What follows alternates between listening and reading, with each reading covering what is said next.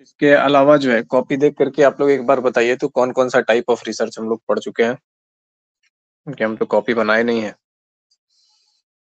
Descriptive research हो गया ना, नेशनल रिसर्च, सर्वे रिसर्च, केस स्टडी, ये सब करते हाँ, तो ये सब तो हो गया है। हैं। ठीक है, सर्वे भी हो गया, हमको लगता है केस स्टडी भी हो गया है, कॉजल कंपैरेटिव रिसर्च भी हो गया है ना। कॉजल कंपैरेटिव रिसर्च देख लेते हैं, हमको लग रहा पढ़ाए हैं कि पढ़ाने सोचे थे हम। एक्स पोस्ट फैक्टो है, ठीक है, सर्वे है, कंपैरेटिव रिसर्च, ठीक है।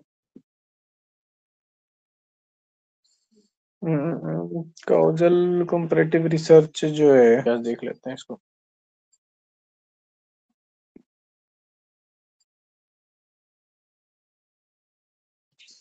में अगर जाइएगा तो चार तरह में इसमें डिवाइड हो जाता है, pre experimental, true experimental, quasi experimental और स्टैटिस्टिकल। अब फिर प्री एक्सपेरिमेंटल में भी तीन है, वन शॉट जो है, फिर वन ग्रुप है, स्टैटिक है, फिर ट्रू एक्सपेरिमेंटल में प्री टेस्ट पोस्ट टेस्ट है, फिर पोस्ट टेस्ट ओनली कंट्रोल है, सोलोमन फोर है। तो समझिए कि रिसर्च के इतने तरीके हैं, इतने मेथड है ना, कि एकदम आराम से सीट बेल्ट बांध के बैठ जाइए, लॉन्ग राइड पे एकदम चलते रहिए चलते रहिए, ऐसा लग रहा है 5 से 6 दिन का लॉन्ग राइड होता है ना। तो वैसे ही कहानी है रिसर्च में, उगताने से काम नहीं चलने वाला है कि सर कब खत्म होगा। हम बोले थे कि रिसर्च मेथड जो है ना, उससे छोटा साइकोलॉजी का सिलेबस जो है लगेगा पढ़ने में।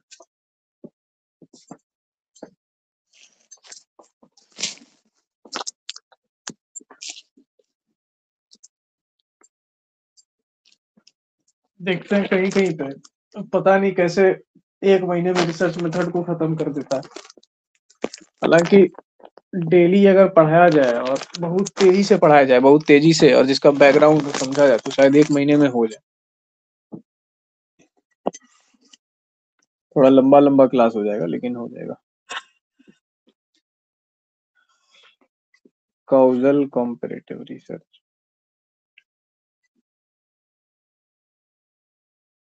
कॉजल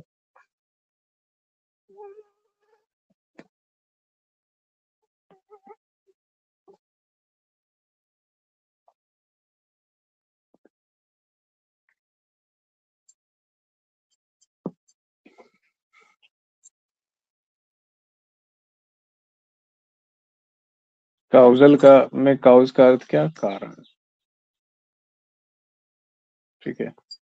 कॉम्पेरेटिव मतलब कंपैरिजन से आया है, अर्थात तुलना।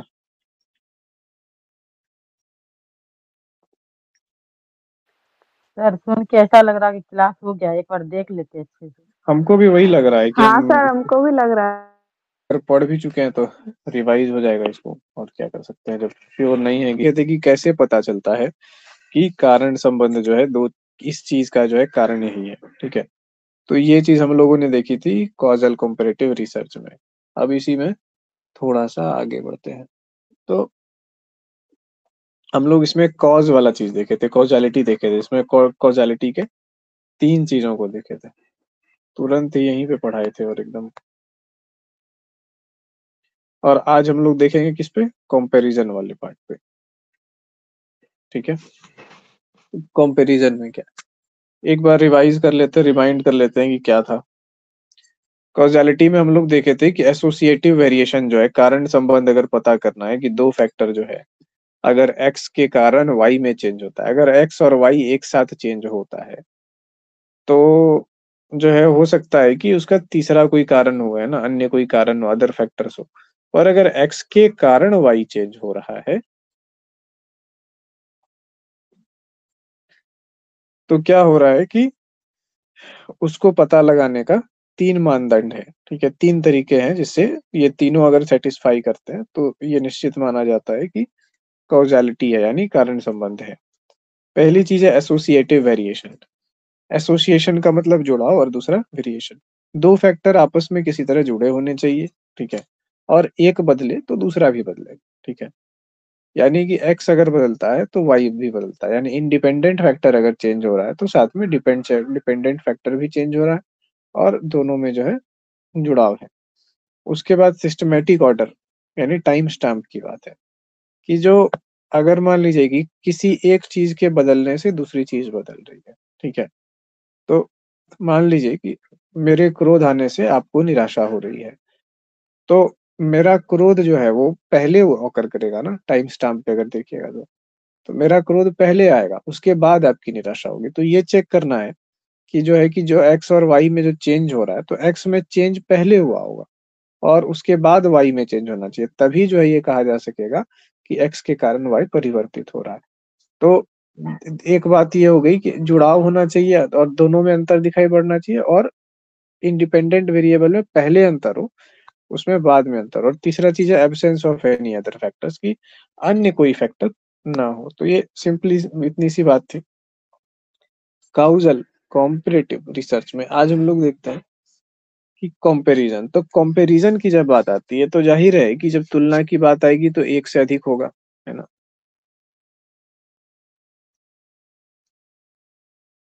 एक से अधिक जब तक हम लोग का ये नहीं होगा, क्या बोलते हैं, सैंपल नहीं होगा, या फिर दो पार्ट में नहीं करेंगे, एक से अधिक रिसर्च का ये नहीं होगा, ग्रुप नहीं होगा, तो फिर क्या हो जाएगा, ये तुलना करने की बात तो बेकार है।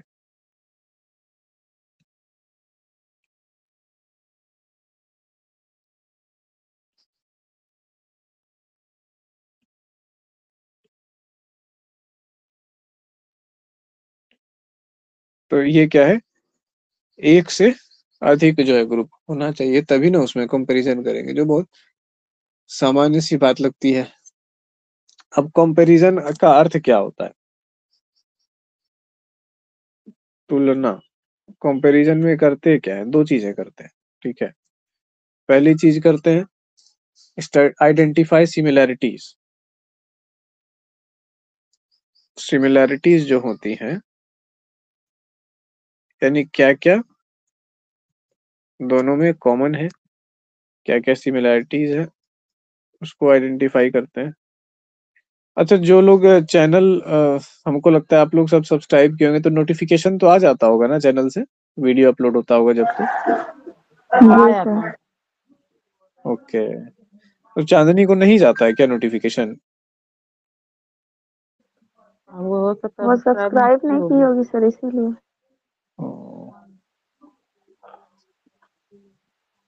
ओके, क्योंकि वो डेली जो है बोलती है सर वीडियो का लिंक भेज दीजिए, तो हमको भी लगता है कि जब चैनल पे चला ही जाता होगा नोटिफिकेशन तो आ ही जाता होगा, या फिर जाके भी देखेंगे तो सबसे ऊपर दिखाएगा ही।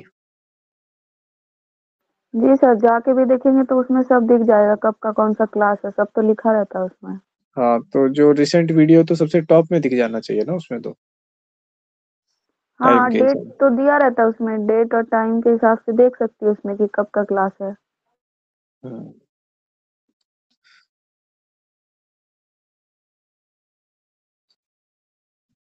चलिए, आइडेंटिफाई सिमिलैरिटीज ये हो गया। और दूसरा जो है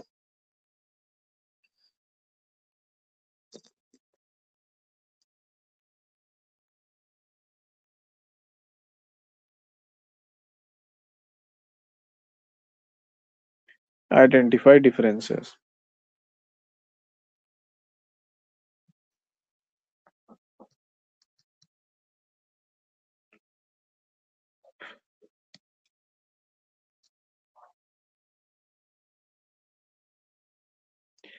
तो ये सिमिलैरिटी है, और डिफरेंसेस जो है वो आइडेंटिफाई जो करना होता है, तो दो चीजें करनी होती है कि जो दो चीज की हम तुलना कर रहे हैं तो क्या क्या सिमिलैरिटी है और क्या क्या डिफरेंसेस है। अगर मान लीजिए कि हम दो मोटरसाइकिल खरीदने जाते हैं बाजार में, तो क्या करते हैं, दोनों की तुलना करते हैं, सिमिलैरिटीज देखते हैं, डिफरेंसेस देखते हैं, डिजाइन देखते हैं, मॉडल देखते हैं, व्हील बेस देखते हैं, टर्निंग रेडियस देखते हैं। अगर आप कॉम्पैक्ट जगहों पर, हालांकि टर्निंग रेडियस वगैरह देख के तो कोई नहीं लेता, लेकिन कोई कोई आदमी देखता है। टर्निंग रेडियस क्या होता है कि मोटरसाइकिल का हैंडल कितना ज्यादा होता है।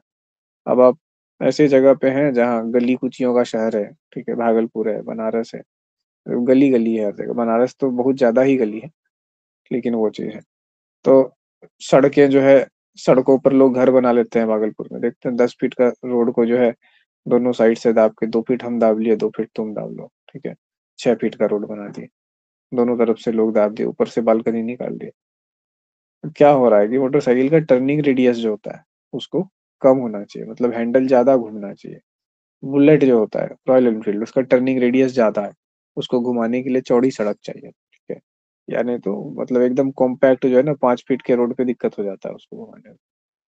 वहीं अपाची जो है, अपाची का टर्निंग रेडियस बहुत ज्यादा है, तो आप उसको जो है ना एकदम घुमा सकते हैं आराम से। तो ये क्या है कि इस तरीके से हम लोग क्या कर रहे हैं कि डिफरेंसेस को देख रहे हैं कि दो गाड़ी अगर हमको पसंद है, एक टीवीएस अपाचे और एक रॉयल रॉयल एनफील्ड की क्लासिक, ठीक है। तो दोनों में हम देखते हैं कि क्या क्या सिमिलरिटी है, क्या क्या डिफरेंस है।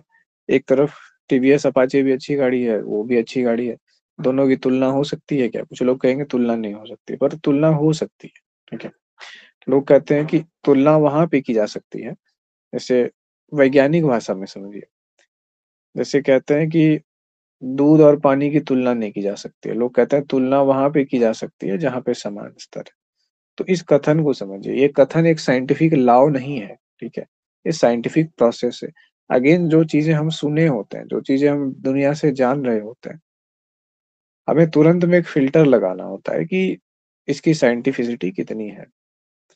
तो जैसे आपने सुना कि दो अलग चीजों की तुलना नहीं हो सकती है, क्योंकि उसका इस वाक्य का जो है आधार क्या है, प्रेमाइसिस क्या है, सोच के देखिए। प्रेमाइसिस ये कह रहा है इस वाक्य का कि तुलना तभी ना होगी जैसे दूध की तुलना दूध से होगी। मतलब इसका मतलब क्या है कि आदमी की तुलना आदमी से होगी, कुत्ते की तुलना कुत्ते से होगी, मोटरसाइकिल की तुलना मोटरसाइकिल से होगी, ये कह रहा है। तो इस प्रेमाइसिस का बेसिस क्या है? बेसिस ये है इस तर्क का कि सिमिलैरिटीज होनी चाहिए, ठीक है। सिमिलैरिटीज दोनों में बहुत ज्यादा होनी चाहिए, तभी ना आप तुलना करेंगे। तो इसका मतलब क्या है?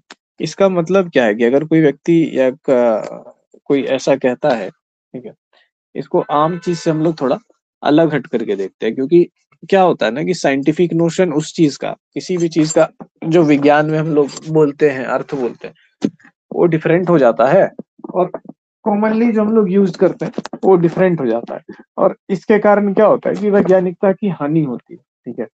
आम भाषा में, आम समझ में उसका कुछ और अर्थ प्रचलित है, और एक्चुअल में जो है वैज्ञानिक विज्ञान में कुछ और अर्थ है।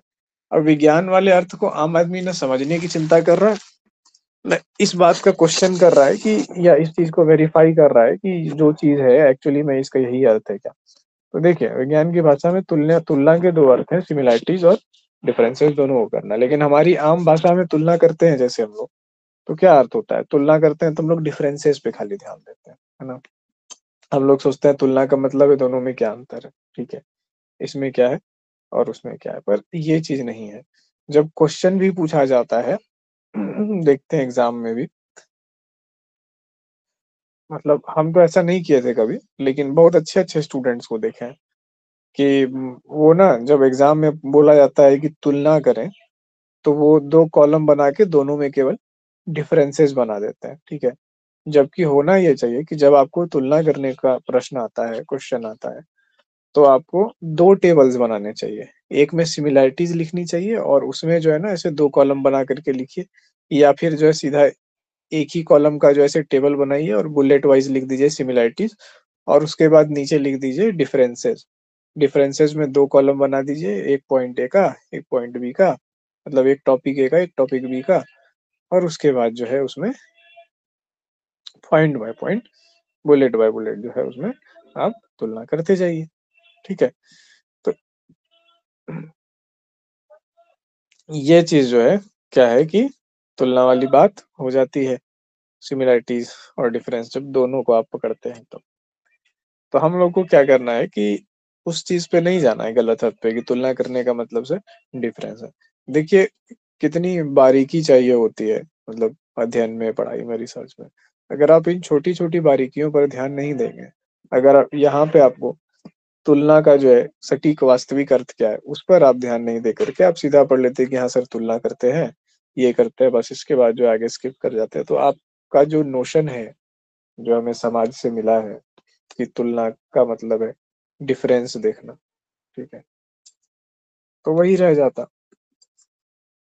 तो ये चीज जो है आइडेंटिफाइंग डिफरेंसेस, केवल तुलना नहीं है, सिमिलैरिटीज को भी आइडेंटिफाई करना होता है। ठीक है, आइडेंटिफाइंग सिमिलैरिटीज एंड डिफरेंसेस।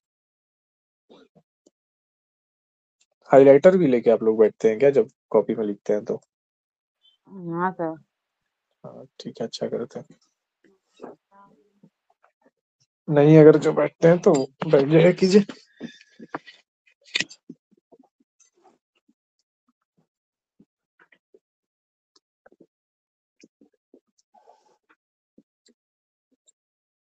एक सेकंड दीजिए हमको। जय बोलेगा।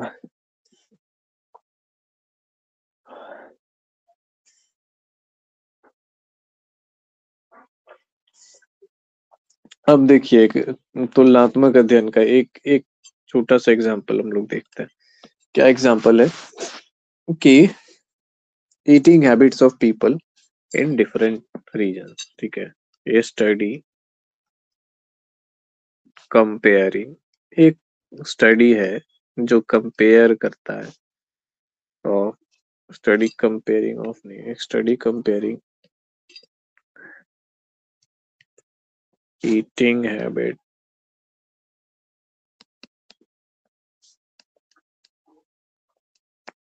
of people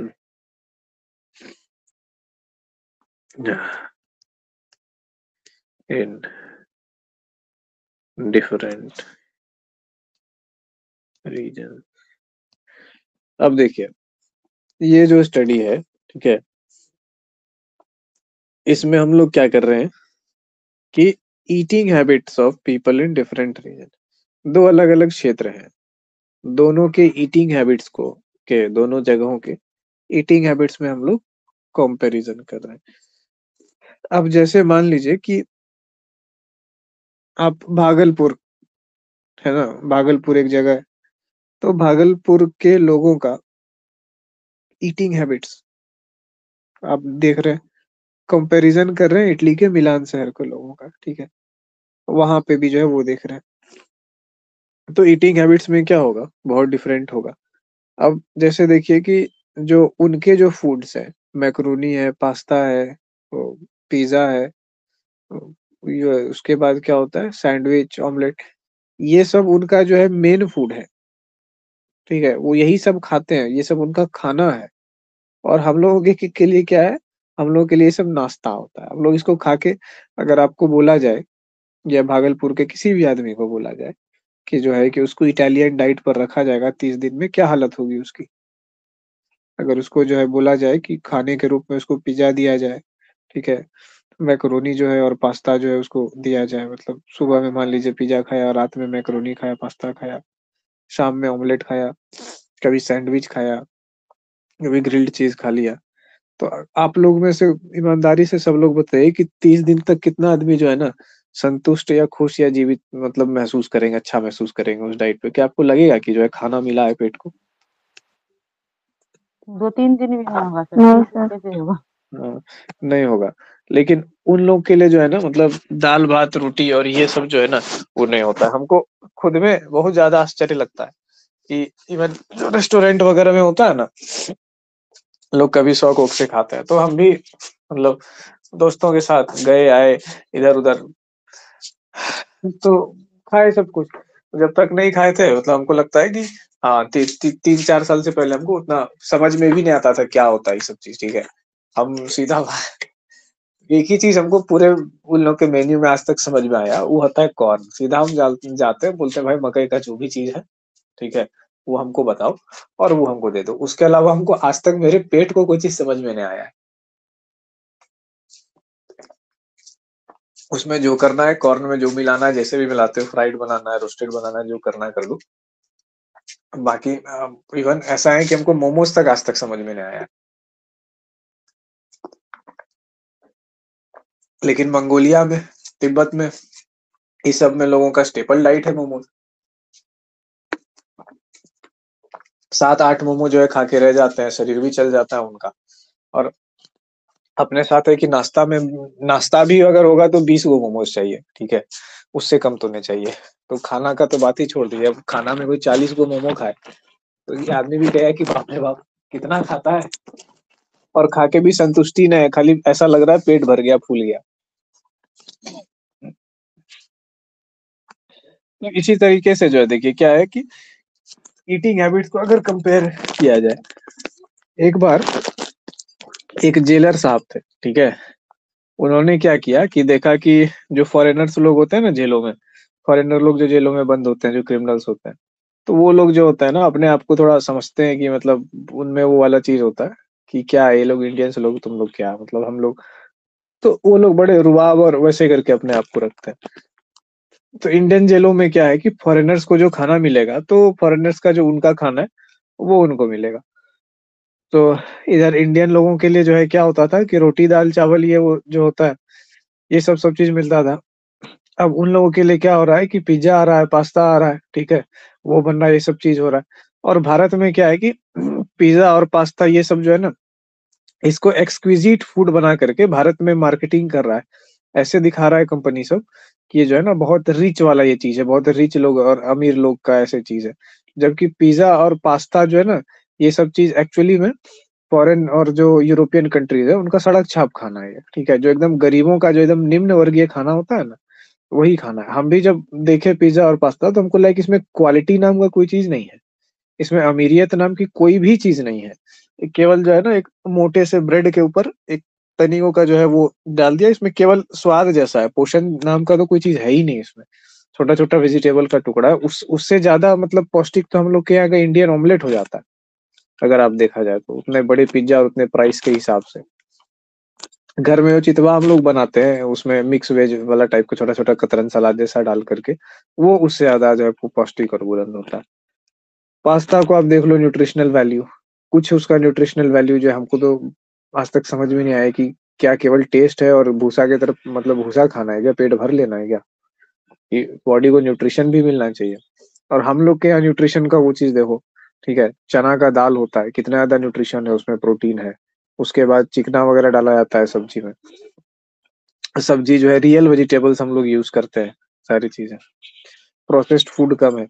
तो एक बार एक जेलर साहब ने क्या किया कि जो है बोला कि नहीं सबको खाना जो एक जैसा मिलेगा, आप यूरोप से आए हो, ठीक है, यहाँ के क्राइम कर रहे हो और यहाँ यूरोपियन फूड का डिमांड कर रहे हो, और यहाँ यूरोपियन फूड का जो है इन लोग आग लगाए हुआ है यूरोपियन फूड में। 20 रुपए की कीमत लायक चीज नहीं है और उसका 250 रुपया दाम है। एक्चुअली में देखिए कि पिज्जा का जो न्यूट्रिशनल वैल्यू है, ठीक है, जितना सा है कि मतलब वो इतना कम न्यूट्रिशनल वैल्यू है ना कि उतना ज्यादा न्यूट्रिशन आपको जो है ना, एक मतलब एक बॉयल अंडे में जो न्यूट्रिशन होता है, इतना 7 या 8 रुपया या 10 रुपया कीमत होगा शायद उसका। हमको लगता है 10 रुपया होगा आजकल कितना है आजकल अंडे का कीमत? 8 रुपए। 8 रुपया है। तो एक 8 रुपया के अंडे में आपको जितना न्यूट्रिशन मिलेगा, 250 के पिज्जा में जो है ना, उतना भी मतलब उसका हाफ भी न्यूट्रिशन नहीं मिलने वाला है आदमी को।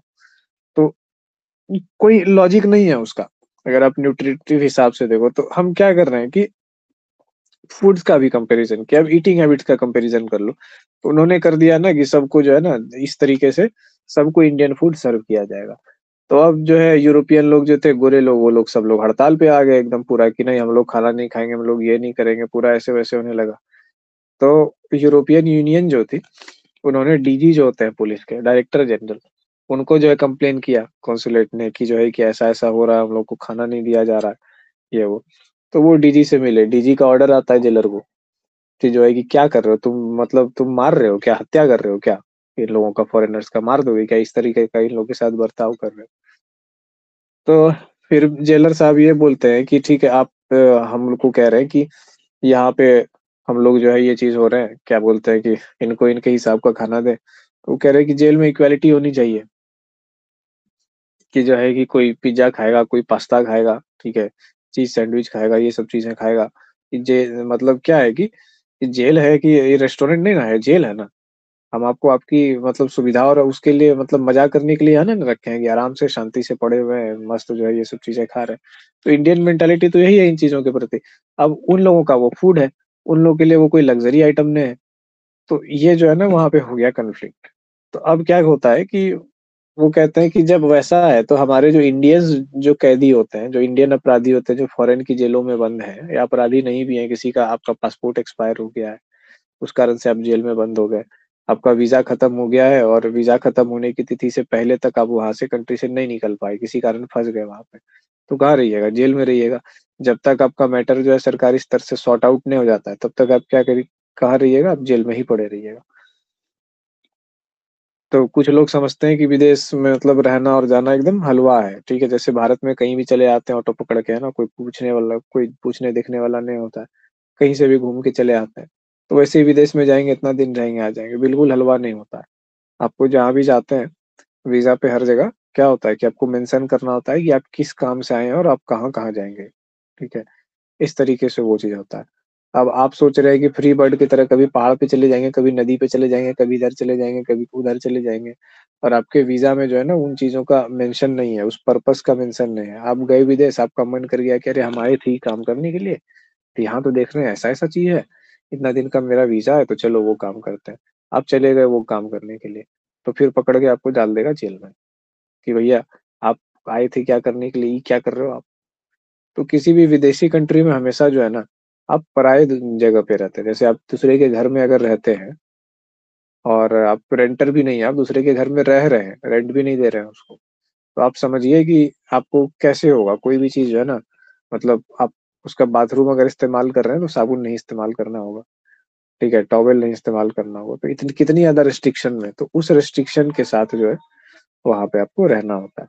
तो एक छोटा सा जो आपका बबल है, जिस चीज के लिए आप गए उसके अंदर फ्रीडम है, उसके बाद फ्रीडम नहीं है। तो वहां पे इन्होंने क्या कर दिया, इन्होंने बोला कि जो भारतीय कैदी वहां बंद है उनको दाल रोटी मिलता है क्या वहां? हम लोग तो इनको दे देंगे कि ये लोग गोरे लोग हैं, ये लोग देंगे? तो ये केस चला गया ना, तो डीजी ने बोला कि हाँ बात तो सही है कि आप लोग इतना हड़ताल करते हो, आप लोग ये वो करते हो कि हमको ये ट्रीटमेंट दो, तो इंडियंस को मिलेगा, उनको उनको उनका चावल दाल रोटी यूरोपियन जेलों में मिलता है, फॉरेन में और इनके कंट्री में। तो ये बात चली जाती है हाई कोर्ट तक। फिर हाई कोर्ट इनको फटकार लगाती है कि क्या जी तुम मतलब ये तो रंगबाजी दिखा रहे हो, उनका फूड हैबिट्स है, उनका बायोलॉजी है, ये क्या कर रहे हो? तो इन्होंने बोला कि हाँ ठीक है हम दे देंगे, पर ये पॉइंट है हमारा।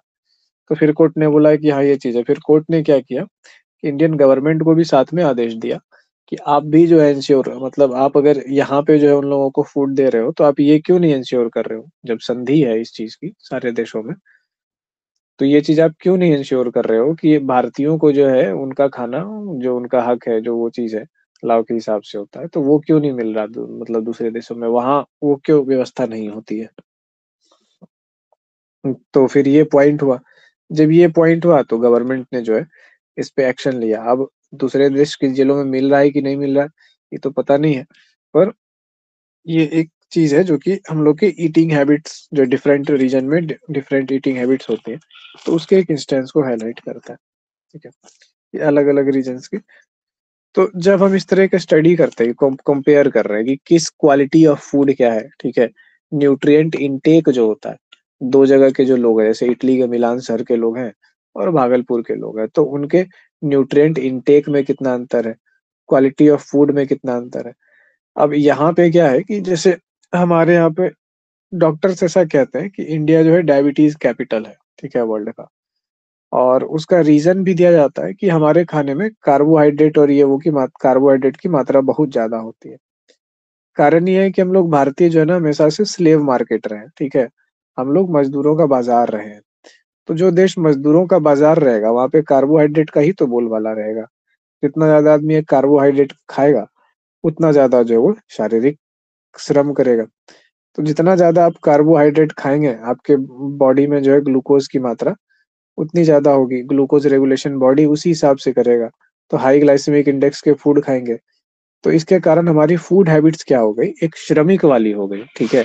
लेकिन हमारा लाइफस्टाइल क्या हो गया आजकल, लाइफस्टाइल हो गया सेडेंट्री, मतलब श्रम करने वाला नहीं। तो ग्लाइसेमिक इंडेक्स बॉडी का यानी ब्लड में ग्लूकोज की मात्रा बढ़ी हुई रहती है, जिसके कारण क्या होता है कि डायबिटीज होने लगा, चीनी जिसको कहते हैं, शर्करा की मात्रा आपके ब्लड में बढ़ गई और बढ़ी रहने लगी। अब सारे ऑर्गन्स को जो है ओवर जो है शुगर मिलने लग गया।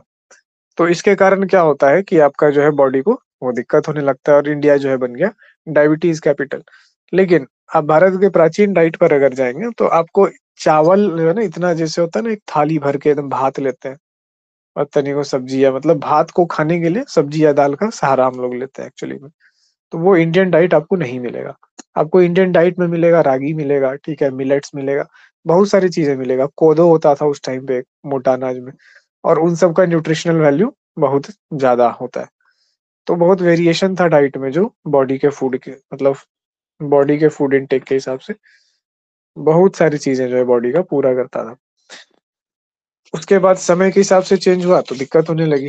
अब आज के डाइट को अगर आप कंपेयर करते हो उस जगह के डाइट से, तो फिर आप पाओगे कि उसका डाइट भले ही हम लोग को संतुष्टि नहीं देता है, ठीक है, भले ही हम लोग को थोड़ा सा ये लगता है, पर होता क्या है कि उसके डाइट के न्यूट्रिशन के हिसाब से आप देखेंगे तो कई बार आपको लगेगा कि जैसे उन लोग का सैंडविच या ये वो होता है, तो देखना ब्लांच करके वेजिटेबल वो लोग खाते हैं, हल्का सलाद टाइप से उस तरीके के करके खाते हैं, चीजों को अलग वे में बना के खाते हैं। तो क्या होता है कि जब आप देखेंगे तो आपको लगेगा कि अरे यार इसमें न्यूट्रिशन तो है। तो न्यूट्रिशन कहाँ नहीं दिखाई पड़ता है, ठीक है, पास्ता में, बर्गर में, पिज्जा में, ये वो चीजें। पर अगर आप एक्चुअल में कभी जैसे नूडल्स है, नूडल्स को हमको नहीं लगता है कि कोई भी भारतीय फूड मान सकता है, फूड का रिप्लेसमेंट, कि चावल की जगह पे नूडल्स खा के रहेगा, ठीक है, लेकिन चाइना में तो लोग रह जाते हैं। तो चाइना वालों का शरीर जो है, उस खाली मैदा जो है जिसमें नूडल्स में कोई न्यूट्रिएंट नहीं है, उस तरह कुछ नहीं है, वो भूसे के जैसे जो है वो जाता है सिस्टम से पास आउट कर देता है। तो फिर चाइना वाले के शरीर को न्यूट्रिएंट कैसे मिल जा रहा है? तो चाइना वाले वालों में आप कंपेयर कर लो कि नॉनवेज की संख्या बहुत ज्यादा है, एक तो उससे न्यूट्रिएंट मिल रहा है, दूसरा जो नूडल्स और पास्ता जो पूरी दुनिया खाती है, और भारत जो में जो बनता है नूडल्स और पास्ता और इवन ब्रेड जो बनता है, ये दोनों में बहुत अंतर है। पता है कितना अंतर है? इतना अंतर है जैसे एक कार है, रियल कार है, और एक रियल कार का डमी जो है बनाया गया है केवल फोटो खींचने के लिए, पत्थर को मोड़ करके। तो देख करके दोनों कार ही लगता है, लेकिन दोनों बहुत डिफरेंट चीज है।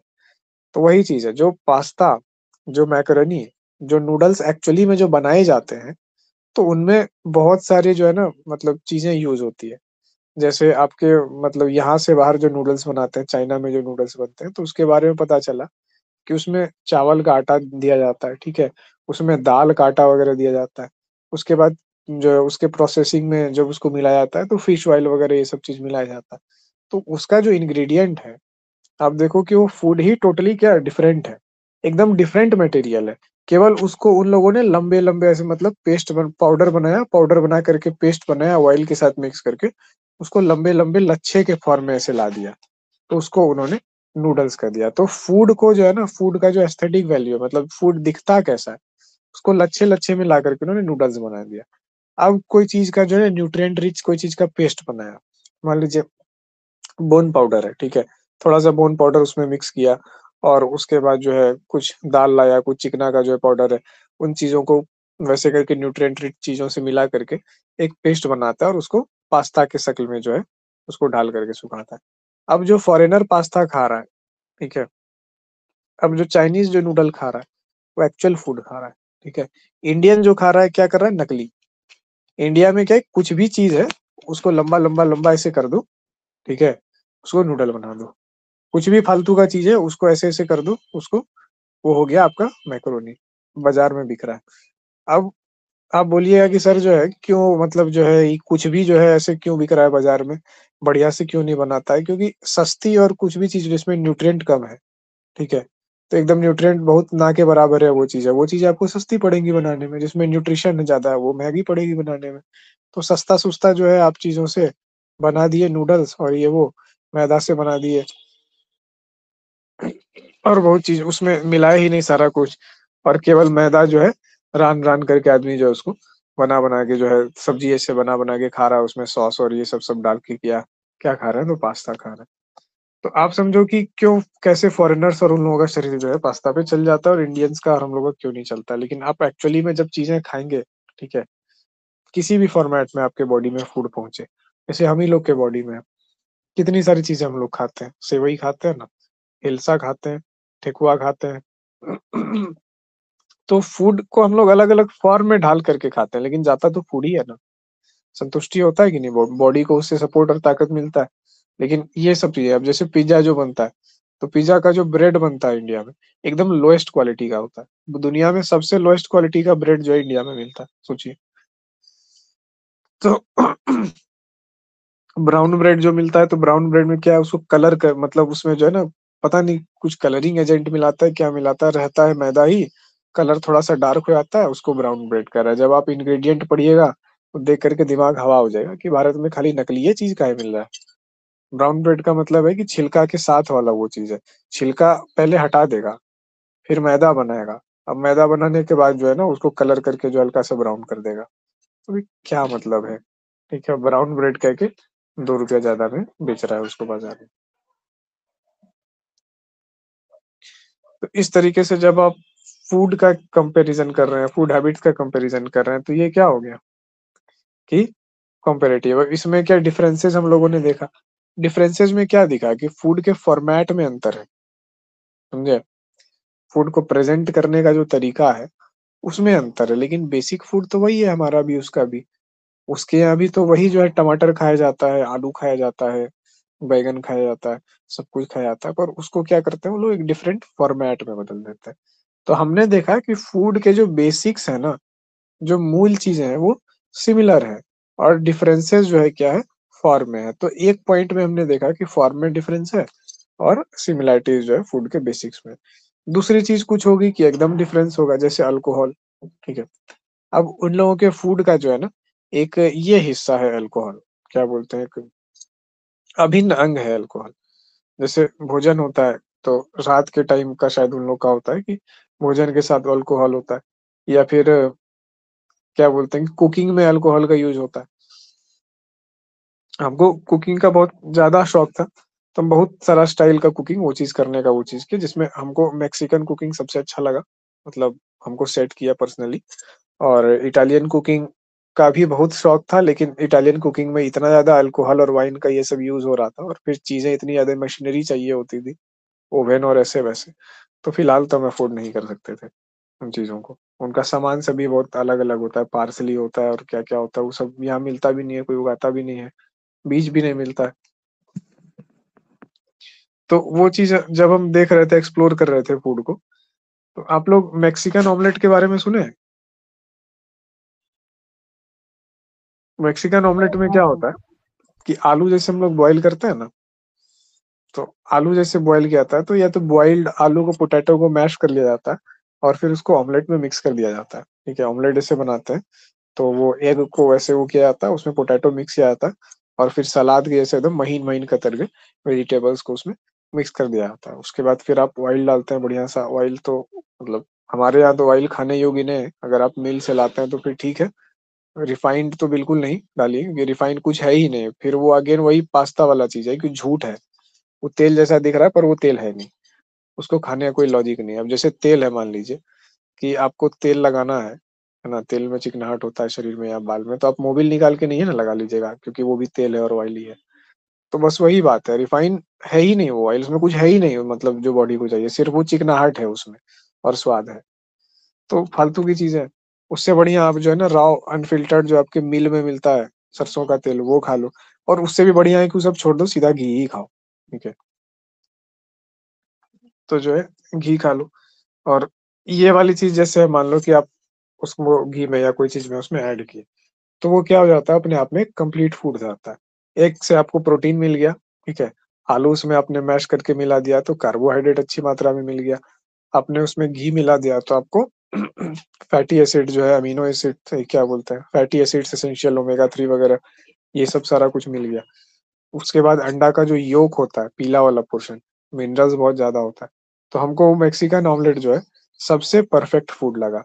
लेकिन क्या हुआ कि जब ये परफेक्ट फूड लगा, हमको लगता है कि एक या दो बार खाए, उसके बाद कुछ ऐसा हुआ कि हम वेजिटेरियन हो गए। तो मेरा जो है ना, मतलब प्रिय फूड जो है हमसे छूट गया एकदम, जो हमको मतलब मेरे हिसाब से परफेक्ट लगता था कि एक दो बना लो और खा लो। तो इस तरीके से जब आप देखते हैं कि जो आपका स्टडी हैबिट, मतलब ईटिंग हैबिट्स किस पॉइंट पे सिमिलर है, किस पॉइंट पे डिफरेंट है। जैसे वाइन वाले पॉइंट पे आप देख रहे हो, अल्कोहल वाले पॉइंट पे, कि टोटली डिफरेंट है इटालियन कुकिंग। हर चीज कुक भी कर रहा है तो उसमें जो है अल्कोहल डाल रहा है, तो उससे क्या हो जा रहा है अल्कोहल डालने से? अल्कोहल तो जैसे जैसे ही आप डालिएगा सर, तो उसमें जो जो भी वाइन या वो रहेगा, तो अल्कोहल तो इवापोरेट हो जाएगा। ठीक है, वो तो एकदम उड़ जाएगा तुरंत ही हीट के प्रभाव में। हाँ, तो बचेगा क्या? बचेगा उसका बेस। कोई भी जो अल्कोहलिक ड्रिंक होता है वो 100% अल्कोहल तो होता नहीं। उसमें क्या होता है? उसमें ये होता है कि कुछ परसेंट अल्कोहल रहता है और कुछ बेस रहता है। तो उस बेस का जो स्वाद होता है, उसको इम्पार्ट करते हैं वो लोग किसी मीट में या किसी ब्रेड में या किसी वो चीज़ में। तो ये वाली चीज़ है अलग-अलग टाइप का। और यहाँ पे क्या होता है कि आपके इंडिया में अगेन वाइन वाला जो वो चीज़ है, वो भी उसमें भी स्वाद का कांसेप्ट मतलब क्या बोलते हैं, एक अल्कोहल है और बेस पे बहुत कम काम किया जाता है, ठीक है? काम किया किस पे किया जाता है? नशा पे, कि कितना ज़्यादा नशा चलता है। अब उनके वहाँ का जो वाइन और वो चीज़ है, ठीक है? उसमें बेस पे काम किया गया है। मतलब अल्कोहल में क्या होता है कि एक जो शराब होती है किसी एक घोल होता है और एक जो है उसमें कुछ प्रतिशत अल्कोहल होता है। ये जो घोल होता है, ये घोल किससे बनता है? फूड से बनता है, ठीक है? और ये जो अल्कोहल है, खैर ये तो अल्कोहल है जो नशा पैदा करेगा। तो आप जब इसको कंज़्यूम कर रहे हो, तो यहाँ पे भारत में जो शराब का कांसेप्ट है कि यहाँ पे क्या है कि शराब नशे के लिए बनाया जाता है, ठीक है? नशा करने का एक साधन है वो, ठीक है? इसलिए बनाया जाता है। तो यहाँ फ़ोकस रहता है इस पार्ट पे और घोल जो रहता है सॉल्यूशन, उस पे फ़ोकस नहीं रहता है कि अगर बॉडी में जा रहा है, तो ये भी तो जा रहा है ना? इस पे फ़ोकस कर ही नहीं रहा है कि उससे बॉडी को क्या मिल रहा है, सिर्फ़ और सिर्फ़ फ़ोकस है नशा पे। आप देखिए कि भारतीय जब शराब की बात करते हैं या कहीं पे आप सुनेंगे, तो आप देखिए कि कहीं पे भी आप किसी शराबी को बात करते सुनिए या कि वीडियो रिव्यू में देखिए इंडियंस का, तो लोग आपको क्या बातें करते मिलेंगे कि ये जो है ना ये देरी से चढ़ता है, ये ना धीरे-धीरे चढ़ता है, मज़ा आता है। ये जो है ना बड़ा ज़ोर से एकदम मारता है, इसको सँभालना सबके बात का वास में। पूरा का पूरा 100% ऑफ कन्वर्सेशन उनका क्या है, इसी के इर्द-गिर्द केंद्रित है। एकदम आपको लगेगा कि वो आदमी है क्या पजामा सब है एकदम। फूड अगर कोई ले रहा है, शरीर में कुछ डाल रहा है, तो उसको कोई मतलब ही नहीं कि शरीर में क्या जा रहा है। सिर्फ़ बात कर रहा है ट्रिप का, नशा का, फीलिंग का। अरे! ये बहुत ज़ोर से हिट करता है, तो ये आउट हो जाता है। सबको पीने का नहीं है, ठीक है? इस तरीके का कैटेगरी बन गया अलग-अलग मतलब नशा में कितना वेरिएशन बन गया पता नहीं शराबियों की दुनिया में। फ़ॉरेन का जो आप देखेंगे उस टाइप का जो है उन लोगों का, वो उन लोग के लिए जो अल्कोहल क्या है, फूड की कैटेगरी में आता है। तो ठीक है, नशा उनके लिए है, पर ये चीज़ उनके लिए सेकेंडरी आती है, ठीक है? प्राइमरी क्या आता है? फ्लेवर, ठीक है? आप जब उन लोगों का रिव्यू देखिएगा या उस टाइप का कोई आदमी जो होता है या जो विदेशी शराब या उन चीज़ों में इंटरेस्टेड है, तो इंडियन जो विदेशी शराब में इंटरेस्टेड है, उसको फ्लेवर और ये वो चीज़ों से कि किन-किन चीज़ों से बना है, इसका न्यूट्रिशनल वैल्यू जो होता है, कि क्या उसमें आ रहा है, उससे कोई मतलब नहीं है। उसको विदेशी शराब में भी केवल नशा से मतलब है, ठीक है? हार्ड लग रहा है, सॉफ्ट लग रहा है, पता नहीं कितना कुछ लगता है। उन लोगों के लिए क्या है फ्लेवर है, उन लोगों के लिए क्या है कि ये जो बेस है, उस बेस में बॉडी को क्या मिल रहा है। तो अब आप डाइट के साथ वहाँ पे जो है लिक्वर आप ले रहे हैं, तो आपके लिक्वर का भी फ़ोकस जो है ना, ये वाला है कि क्या जा रहा है बॉडी में। बॉडी को लिक्विड रूप में भी तो न्यूट्रिशन दिया ही जा सकता है। तो उन्होंने एक पेय पदार्थ के रूप में वो चीज़ किया। इंडिया में क्या कांसेप्ट था सर, भारत में आप पढ़ेंगे, सोमरस बनाया जाता था, ठीक है? सोमरस जिसको कहते हैं शराब का अल्टरनेटिव और एक होती थी मदिरा। लोग दोनों को एक चीज़ समझते हैं। सोमरस अलग चीज़ होती थी, मदिरा अलग चीज़ होती थी। ये वाला जो पोर्शन है ना, मद को दिलाने वाला, मद पे जिसका फ़ोकस है, ठीक है? यानी जिसका नशा पे फ़ोकस है, वो मदिरा होता है। और ये चीज़ जो आप देख रहे हैं कि इधर वाला जिसका फ़ोकस है, वो सोमरस होता है। सोमरस में बहुत सारे जड़ी-बूटियों का, बहुत सारे फूड मटेरियल्स का कॉन्कोक्शन होता था अल्कोहल में। मतलब आप उसको अल्कोहल में बहुत टाइम तक रखें ताकि वो अपना न्यूट्रिएंट छोड़ रहा है। जैसे तेल में बहुत टाइम तक रखते हैं ना हर्ब्स को हम लोग। घर में कैसे तेल हम लोग बनाते हैं बहुत सारी चीज़ों का, जॉइंट के लिए तेल बनाते हैं। मान लीजिए काजल बनाना है कोई चीज़ के लिए, किसी तेल को जला करके, तो उस तेल में क्या करते हैं बहुत दिन तक कोई जैसे भृंगराज है, ठीक है? कोई आदमी घी से बना रहा है, कोई तेल से बना रहा है, कोई घी को गरम करके कड़का दिया, उसमें भृंगराज जो है पीस करके या फिर ऐसे डाल करके, कड़का करके उसमें रखा है कुछ दिन तक। अब उस घी को जलाएगा फिर उससे जाकर के काजल बनाएगा जिसमें भृंगराज का गुण आ गया। तो इस तरीके से हम लोग जो ये जो सोमरस होता था, ये वो चीज़ होता था। तो देखो कंपैरिज़न जब हम लोग करते हैं, ठीक है? तुलना जब हम करते हैं, तो बहुत बारीकी से चीज़ों का करना करना है। ये नहीं कि फ़ॉर्म देख कर के जो है ना उसी पे कूद गए कि भाई जैसे अभी बोले कि पास्ता इंडियन पास्ता और वहाँ के पास्ता में क्या है, कितना डिफ़रेंस है। अब आप अगर पाओगे तो केवल नाम का सिमिलैरिटी है, शेप का सिमिलैरिटी है, बाकी 99% चीज़ें तो डिफरेंट ही है। ब्रेड में बहुत ज़्यादा डिफरेंस है। अब आप देखो कि हमारे यहाँ जो एकदम ब्रेड ऐसे होता है ना एकदम छल्ला का छल्ला ऐसे बिकते हुए रहता है। उस ब्रेड का न्यूट्रिशनल वैल्यू बहुत कम है। लेकिन कहीं पे आप देखोगे टीवी में तो लगी आके नाश्ता में 2 ठो ब्रेड खा लिया, हो गया 2 गो ब्रेड खा लिया, बीच में एगो आलू चपाट करके जो है, एगो भी आलू नहीं आधा गो आलू और 1 टमाटर का टुकड़ा डाल दिया, हो गया ब्रेकफास्ट। अभी जाकर के 12 बजे खाना खाएगा और आदमी चल भी रहा है, फिर यूरोपियन को देखिए वैसा ही लंबा तगड़ा है, ठीक है? फिट भी है, एनर्जेटिक भी है, कोई बीमारी का रोना भी नहीं लग रहा है उसको देख करके। तो समझ में नहीं आता है कि ऐसा कैसे हो जा रहा है, ठीक है? मछली अगर खाया, मछली उसको खाना, 1 तो मछली या उसको ग्रिल कर लिया, बस उतने सा खा गया। अब एक मछली जो है, मुश्किल से 150-200 ग्राम भी नहीं होता होगा हमको लगता है, 100 ग्राम, सवा 100 ग्राम होता होगा। उतने सा खा कर के वो रह गया आराम से। ये कैसे हो गया? ये हम लोग को आश्चर्य लगता है। और वही चीज़ है कि फूड में अगर न्यूट्रिशन होगा, जैसे कभी आप लोग सरस्वती पूजा वाला वो मिश्री कंद और बेर खाए होंगे, है ना? वो आप 10 गो भी खाइएगा तो भी बॉडी को दम नहीं लगेगा, लेकिन लगेगा कि पेट भर गया। लेकिन आप गाँव देहात में कहीं पे जा करके जो ओरिजिनल बिना हाइब्रिड वाला जो मिश्री कंद और ये वो 2 गो खा करके देखिए, तुरंत शरीर में जो है टन-टन हो जाएगा। जो देसी फूड होता है, जो एक्चुअल इसमें न्यूट्रिएंट है, जो न्यूट्रिएंट डेंस फूड है, न्यूट्रिएंट रिच फूड है, उसको आप कम अमाउंट में खाते हैं। तो कम अमाउंट में खाते हैं तो आपके बॉडी में क्या होता है, उसको पचाने के लिए जो है कम एक्सर्शन होता है। मॉडर्न वर्ल्ड में क्या किया है कि फूड को बना दिया है भूसा, ठीक है? बेचने के लिहाज से। जो अनअडल्टरेटेड 1 टमाटर है, ठीक है? सिंगल टमाटर, 1 टमाटर का जो पोषण, जिससे 1 टमाटर खाने से बॉडी को जो पोषण प्राप्त होता है, हाइब्रिडाइजेशन और अडल्टरेटेड करके आप जो है वो क्या कर दिए, 100 टमाटर में 1 टमाटर का पोषण बाँट दिए। और रेट तो वही रह गया, दाम तो वही रह गया। लेकिन अब बताओ कि क्या एक आदमी 100 टमाटर खा पाएगा? उस कॉस्ट से अफ़ोर्ड कर पाएगा? उसको अफ़ोर्ड नहीं कर पाएगा। तो यही चीज़ है, जैसे कहते हैं ना देसी और इंडिजिनस। तो हम लोगों के में क्या हुआ है, मार्केट ये चीज़ होने के कारण, बहुत ज़्यादा हाइब्रिडाइजेशन होने के कारण, अब मान लीजिए कि आप देसी टमाटर नहीं है आपके पास या आस-पास कहीं नहीं है, सब लोग विदेशी टमाटर जो है हाइब्रिडाइजेशन टमाटर, तो टमाटर में जो फूल हो रहा है, उस फूल का परागन होगा, ठीक है? पुष्पन होगा, परागन होके जो देसी ब्रीड है वहाँ पे उसके पास जाएगा, फिर ये अडल्टरेट होगा। तो धीरे-धीरे क्या होगा कि ये जो ओरिजिनल जो फूड था, जिसमें पोषण था, उसको हम लोग बर्बाद करते गए और अब ये नौबत आ गई है कि हम लोग का जो है ना, मतलब फूड का जो प्रोड्यूसर जो प्लांट है, वो सब हम लोग के पास नहीं बचा है जो हम लोग को ट्रू प्लांट दे सके। अगर आप लोग में किसी को भी कहीं पे भी दिख जाता है उस तरह का प्लांट जिसमें छोटा-छोटा टमाटर होता है, ठीक है? तनी-तनी वो टमाटर होता है ना देसी-वेसी ऐसे, या उस तरीके का चीज़ जिसका स्वाद बहुत अच्छा नहीं है, छोटा-छोटा है, तो आप समझिए कि वो ओरिजिनल फूड है और वही ओरिजिनल फूड है। आप उसके आपको मतलब उसका पेड़ को, उसके सीड को बचाने और लगाने का प्रयास करना चाहिए ताकि वो चीज़ आगे कंटिन्यू हो सके। तो छोटा-छोटा टमाटर आप देखते हैं कहीं पे उग जाता है, खट्टा लगता है, खाने में उतना ये नहीं लगता है। अगर आप उसका न्यूट्रिएंट प्रोफाइल चेक करेंगे तो आपको जान के हैरत लगेगा कि आपके 1 किलो टमाटर के बराबर उस एक छोटे टमाटर में है। तो खाना किसको चाहिए? इसको खाना चाहिए।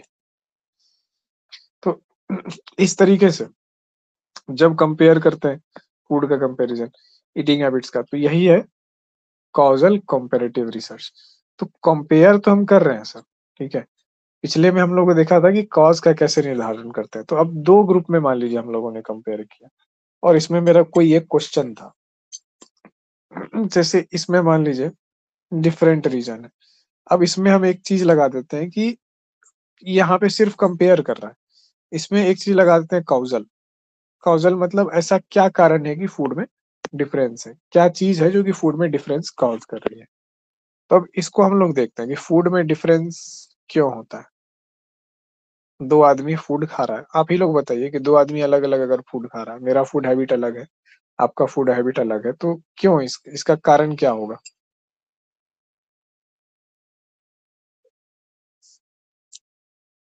हमारे लाइफ गोल्स अलग-अलग होंगे, है ना? हमारे डे टू डे लाइफ के जो गोल्स होते हैं, वो अलग-अलग होंगे। जैसे हम फील्ड वर्क करते हैं मान लीजिए, ठीक है?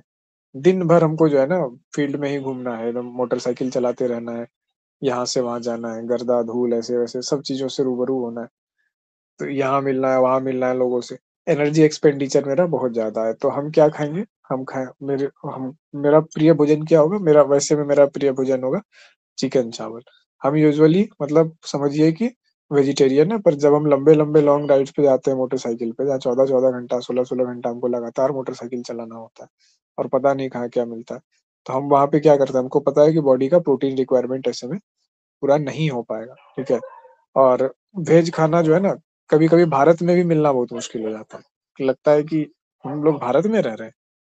तो फिर वैसे में क्या करना पड़ता है मजबूरी में, जब आपका रूटीन बहुत ज़्यादा जैम पैक्ड हो, शेड्यूल इतना टाइट हो, इतना बजे वहाँ पहुँचना है, इतना इतना देर तक।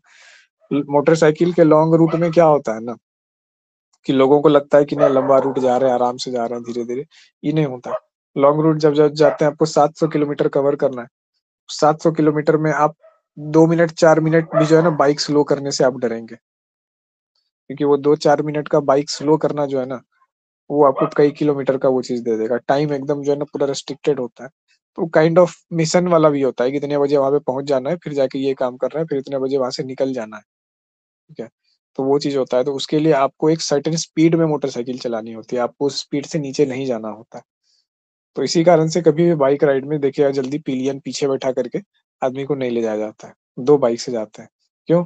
क्योंकि अब स 60-70 की स्पीड से हम नीचे चल नहीं सकते। हम देख लिए पूरा इटिनरी प्लान कर लिया अपना। 70 की स्पीड से हम नीचे नहीं चल पाएँगे। अब रोड आ गया खराब, ठीक है? तो 70 से आप कितना नीचे जाइएगा? 40-50 पे चलाइएगा खराब रोड पे। 40-50 पे अगर आप खराब रोड पे चला रहे हैं तो पीछे जो है ना पिलियन इतना रोएगा कि लगेगा कि कूद जाएगा आपकी बाइक से। आप भले ही चला लीजिएगा। तो फिर वो आपको दिक्कत हो जाएगा। अब उसके लिए बाइक का स्पीड आप 15 और 20 करेंगे, तब तो गया हाथ से ट्रिप आपका। ट्रिप है 1 दिन का, 2 दिन का और लग गया 1 सप्ताह।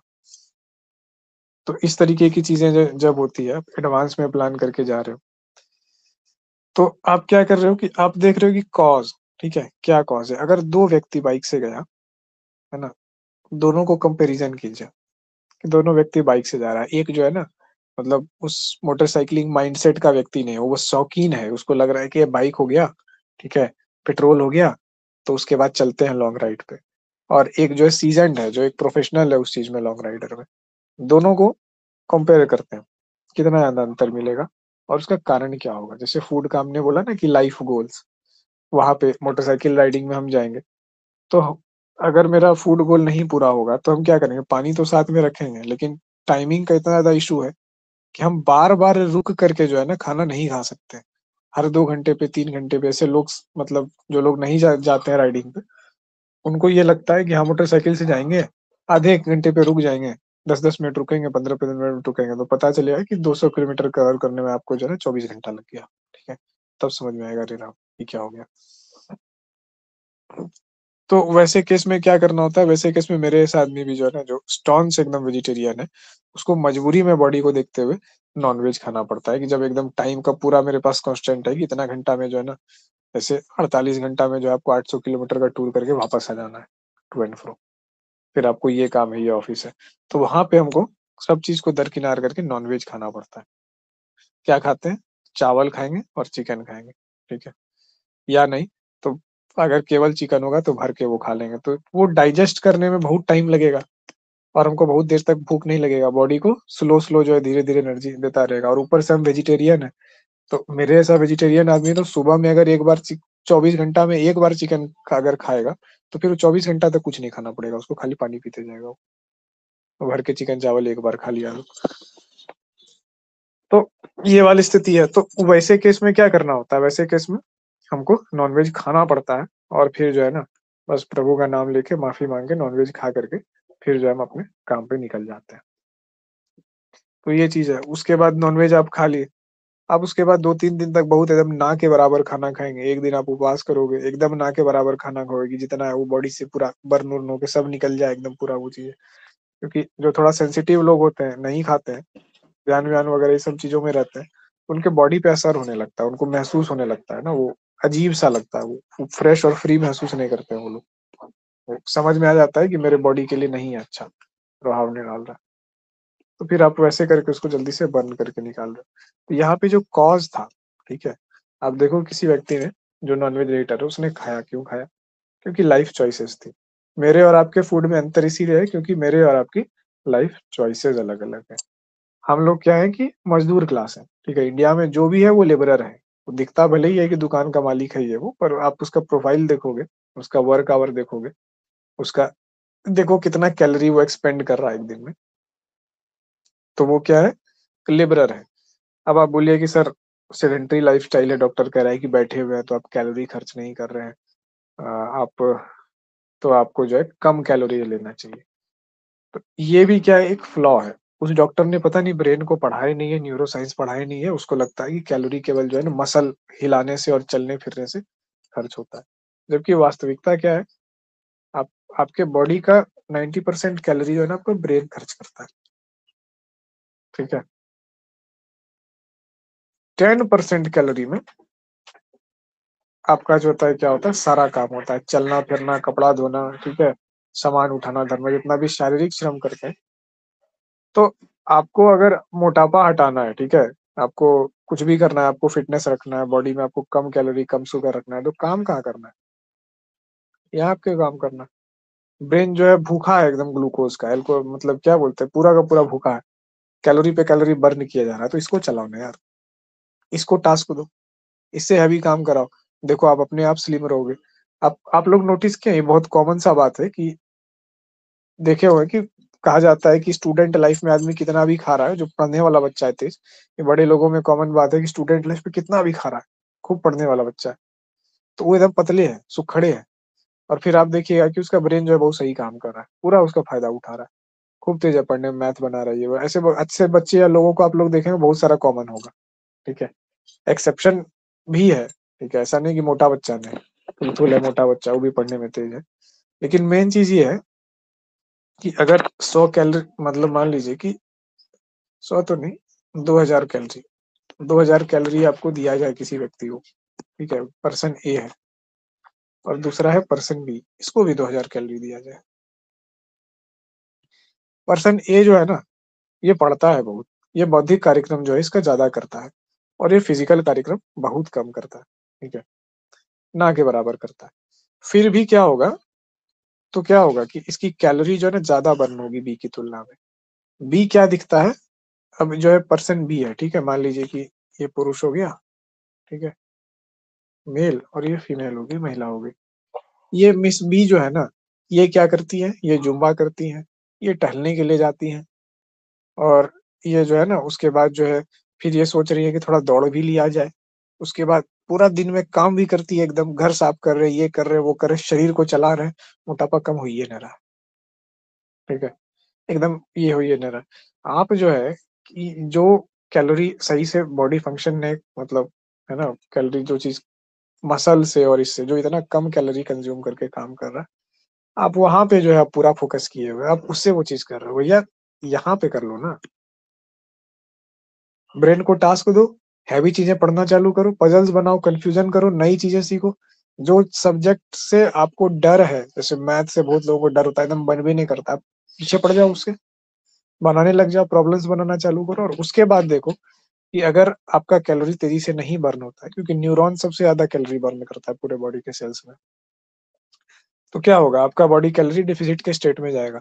तो जैसे कैलोरी डिफिसिट के स्टेट में जाएगा, आपके बॉडी में फैट कम होने लगेगा, फैट कम होने लगेगा, तो जो है आप मस्कुलर दिखेंगे, आप अच्छे दिखेंगे, ठीक है ना, आपका जो अ, जो कहते हैं कि बॉडी की सुंदरता है, वो जो है दिखाई पड़ेगी, चाहे मेल हो या फीमेल हो। मेल्स में क्या होगा, सेम चीज होगा, लेकिन दो मेल को आप कंपेयर कर लो, दोनों का जो है वो रोल कर लो, एक जो आप देखना कि बॉडी वाइज जो है जिसका बहुत क्या है कि एकदम फूला-फला बहुत एकदम भरा हुआ शरीर है, दिमाग नहीं इस्तेमाल कर रहा है, पतला होना उसके लिए बहुत ज़्यादा मुश्किल है। खूब दिमाग इस्तेमाल कर रहा है, मेंटल टास्क दिए जा रहा है, दिए जा रहा है, आर्ट्स का स्टूडेंट है, एआई सीख रहा है, प्रोग्रामिंग सीख रुक ही ना रहा है। फिर उसका फिटनेस देखो आप, एकदम आपको स्लिम दिखेगा, मस्कुलर दिखेगा, कोई जिम का ज़रूरत नहीं, कोई एक्सरसाइज का ज़रूरत नहीं। दूसरा पसीना भी बहा ही जा रहा है, हमको पतला होना है, हमको पतला होना है, और बहुत पसीना बहा करके कुछ दिन के लिए जो है क्या हुआ, जब तक बहाते रहा, थोड़ा-सा जो है ना 5% उसके में सुधार आया, और जैसे छोड़ दिया फिर वैसे वापस हो गया। तो जब कंपैरिज़न हम लोग कर रहे हैं, तो कंपैरिज़न में कॉज़ में हमने क्या देखा कि कॉज़ क्या है, कैलोरी। मोटापा अगर आपको कम करना है, आपको फिटनेस वो चीज़ करना है, मेंटेन करना है, तो वो कैलोरी पे ध्यान देना होगा कि, और कैलोरी बर्न करने पे ध्यान होगा। हो सकता है कि कोई आदमी कुर्सी पे बैठ के उतना कैलोरी बर्न कर देगा, जितना आप जो है ना 15 किलोमीटर दिन में दौड़ के कैलोरी नहीं बर्न कर पाइएगा। It is all about burning calorie. तो फिटनेस का ये जो डेफिनिशन है, आपको कोई बताएगा? कोई डॉक्टर बताएगा? कोई फिटनेस वाला बताएगा? नहीं, क्योंकि अगर ये बता देगा ना, तो फिर उसका धंधा चौपट हो जाएगा। वो तो आपको बताएगा एरोबिक करो, जिम में जाओ, ये करो, वो करो, दौड़ो, टहलो। जब आप टहलने के लिए जाइएगा तो फिर आपको शूज़ चाहिए होगा टहलने के लिए। तो सिंपल चीज़ों को अचीव करने के लिए ना पूरा बाज़ार बना हुआ है। मूर्ख बनाओ लोगों को, वो चीज़ करो। हम कहते हैं कि अगर तुम्हें फिट होना है ना, मुश्किल किताबें पढ़ो, दिमाग को वो चीज़ करो। देखो कैलोरी बर्न होने लगेगा। डाइट का ख्याल रखो बस, और कुछ नहीं करना है। स्लीप करना है, प्रॉपर रेस्ट करना है, पानी पीना है, डाइट का ख्याल रखना है, दिमाग को चलाना है, बॉडी फिट रह जाएगा ऐसे ही। कुछ विशेष गोल है आपका कि हमको एथलीट बनना है, हमको इस लेवल का फिटनेस चाहिए, हमको स्टेमिना चाहिए अनबीटेबल, तो अलग बात है। लेकिन इतना सा काम जो आप कर रहे हैं ना, सिर्फ इतना सा एकदम सरल और सिंपल लाइफ के मेंटेनेंस में 95% लोगों से ज्यादा आपका ऊपर गेम रहेगा। चाहे स्टेमिना का बात हो, चाहे स्ट्रेंथ का बात हो, चाहे ब्रेन का बात हो, या कुछ भी हो, किसी भी सेक्टर में ना आप 95% लोगों को इजीली बीट कर सकते हो। बिना जो है ना फील्ड पे दौड़े 5 से 7 किलोमीटर जो है ना, ऐसा आदमी आराम से दौड़ सकता है, ठीक है, बिना परेशान हुए और बिना हालत खराब के। जो हाई एनर्जी एक्टिविटीज हैं, 2-2 3-3 घंटे तक जो है ना, उसमें हाई कैलोरी एक्टिविटीज में वो पार्टिसिपेट कर सकता है, क्योंकि उसका बेसिक सारा कुछ सही है। तो ये चीज है।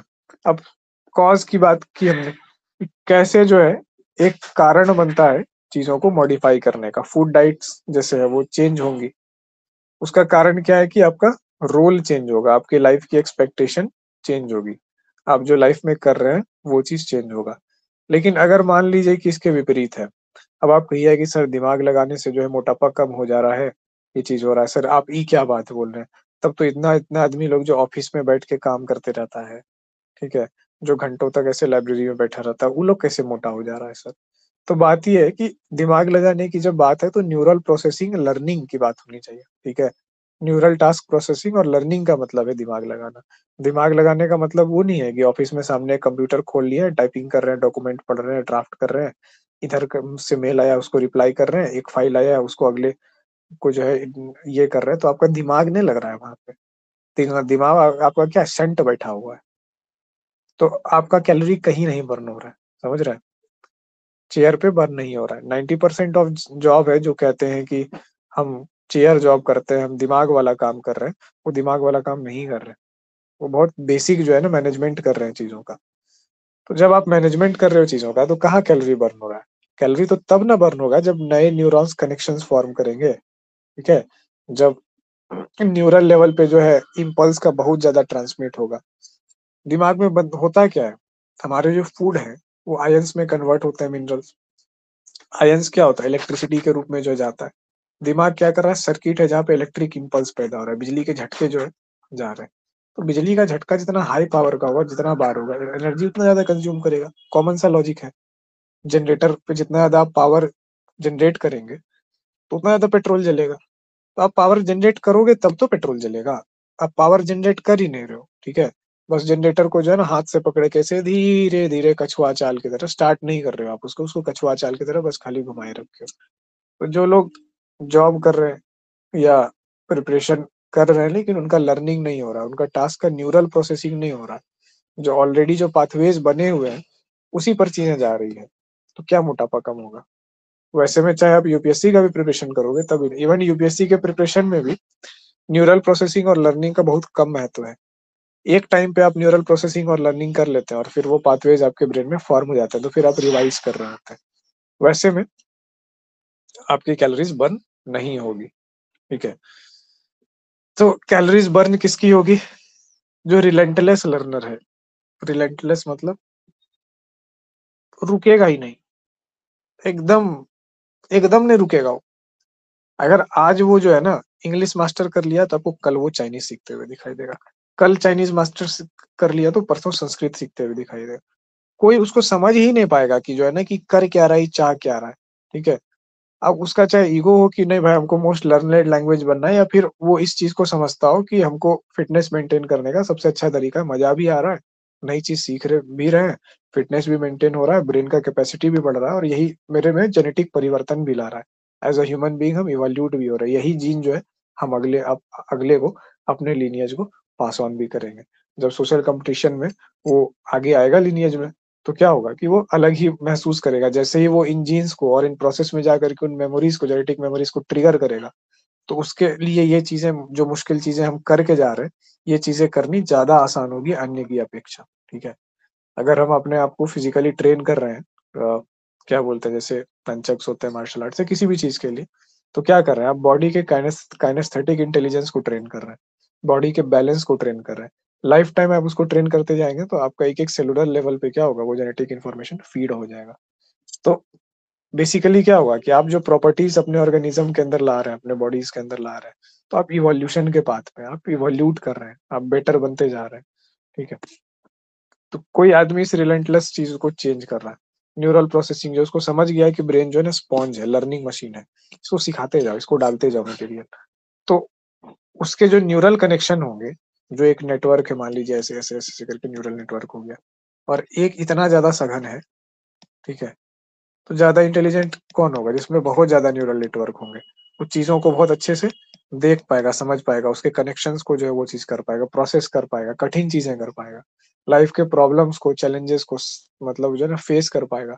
वो इतने मुश्किल समय में इतने डिसीजंस अच्छे ले पाएगा, जिसमें धर्म की भी रक्षा हो जाए, सत्य की भी रक्षा हो जाए, लॉजिक भी लग जाए, लोगों का भला भी हो जाए, और उसको कॉम्प्रोमाइज नहीं करना पड़ेगा किसी भी चीज से, ना इनर सेल्फ कॉम्प्रोमाइज हुआ, ऐसा भी नहीं हुआ कि आप आज सुबह उठे कल से अपना चेहरा नहीं देख पा रहे आईना में, फिर संतोष कर रहे हैं कि अरे लाइफ का जो यही तो मतलब है, क्या कीजिएगा, करना पड़ता है जीवन में। आजकल सब वैसे ही चलता है, 90% ऑफ लोग क्या कर रहे हैं, उस तरीके के डिसीजंस ले लेके चल रहे हैं। जब आप अपने अंदर एक्सेप्शनल इंटेलिजेंस डेवलप करोगे, तो फिर आपको दिखेगा कि बहुत सारा सोल्यूशन है, बहुत सारा रास्ता है। लिमिट क्या है, माइंड। हमारा माइंड जो है ना हमारा जेल हो जाता है कई बार। तो इस चीज को व्यक्ति डेवलप जब करता है, तो फिर वो इतने बेहतरीन डिसीजन ले सकता है कि, और डिसीजन पे क्या डिपेंड करता है, आपका फ्यूचर डिपेंड करता है, आपके आसपास के लोगों का फ्यूचर डिपेंड करता है, उनका लाइफ डिपेंड करता है कि उनका लाइफ कितना कॉम्प्लिकेटेड होगा, कितना सरल होगा, कितना सहज होगा। उनका लाइफ एक्सपीरियंस किस पे डिपेंड करता है, आपके डिसीजन मेकिंग पे डिपेंड करता है। डिसीजन मेकिंग करने के लिए क्या चाहिए, बहुत तगड़ा वाला इंटेलिजेंस। तो सोचो कि अगर आप ये आदमी बनाते हो अपने आप को, आपके लाइफ में जो भी आदमी आएगा या जिसको भी आप काउंसलिंग करोगे या जिसके साथ भी रहोगे, तो उसको लगेगा कि ना मेरा लाइफ बड़ा स्मूथ चल रहा है, ऐसे वैसे चल रहा है, लेकिन क्यों चल रहा है, कहाँ से इतना ज्यादा इन्फॉर्मेशन इतने सही तरीके से डिसीजन मेकिंग हो रहा है और कैसे हो रहा है, ये उसको नहीं समझ में आएगा। तो आप अगले को सुख भी दे पाओगे। ठीक है, तो कितनी सारी चीजें जो है, एक मादर चीज होती है अपने आप को ब्रेन के प्रति वफादार रहने से, उसको दौड़ाते रहने, चलाते रहने से फिटनेस भी अच्छा होता है, माइंड भी अच्छा होता है, लाइफ भी अच्छा होता है।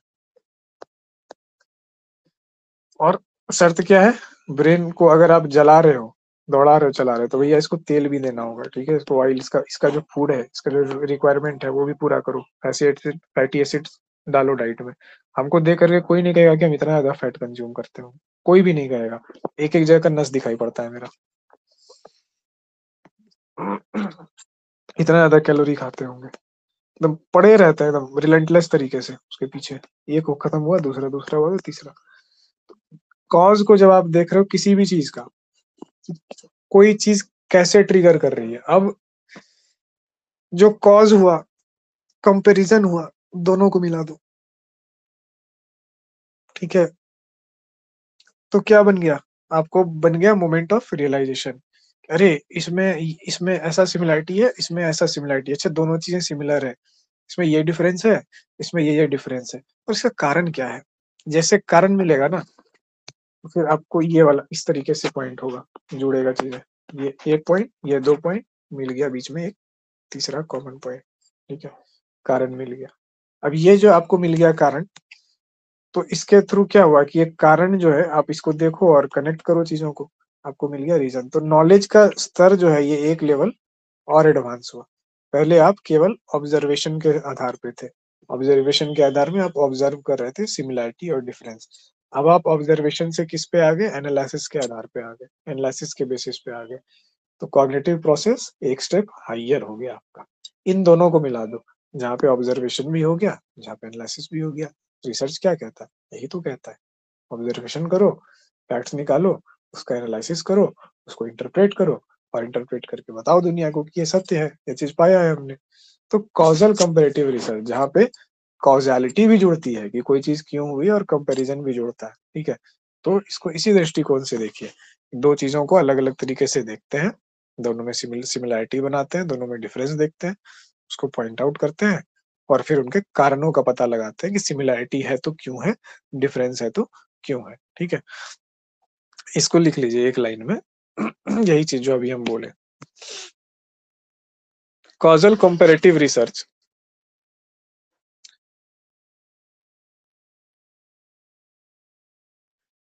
को सरलता से समझने के लिए हम ये समझते हैं, सर फिर से कॉजल कंपैरेटिव रिसर्च को सरलता से समझने के लिए हम ये समझते हैं कि दो ग्रुप्स में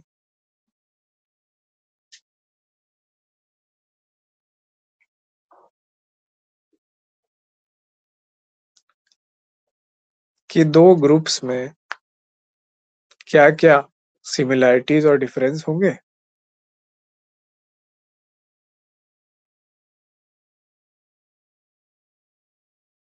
दो ग्रुप्स में क्या क्या सिमिलैरिटीज और डिफरेंसेस होंगे, दो ग्रुप्स में क्या क्या सिमिलैरिटीज और डिफरेंसेस होंगे और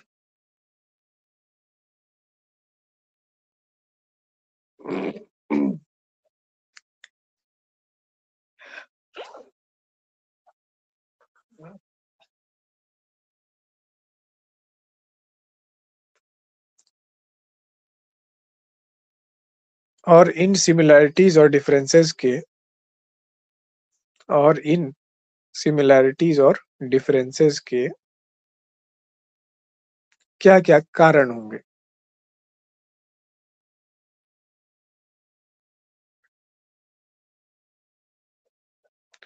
एक बार पूरा हमको सुना दीजिए, और इन सिमिलैरिटीज और डिफरेंसेस के क्या क्या कारण होंगे।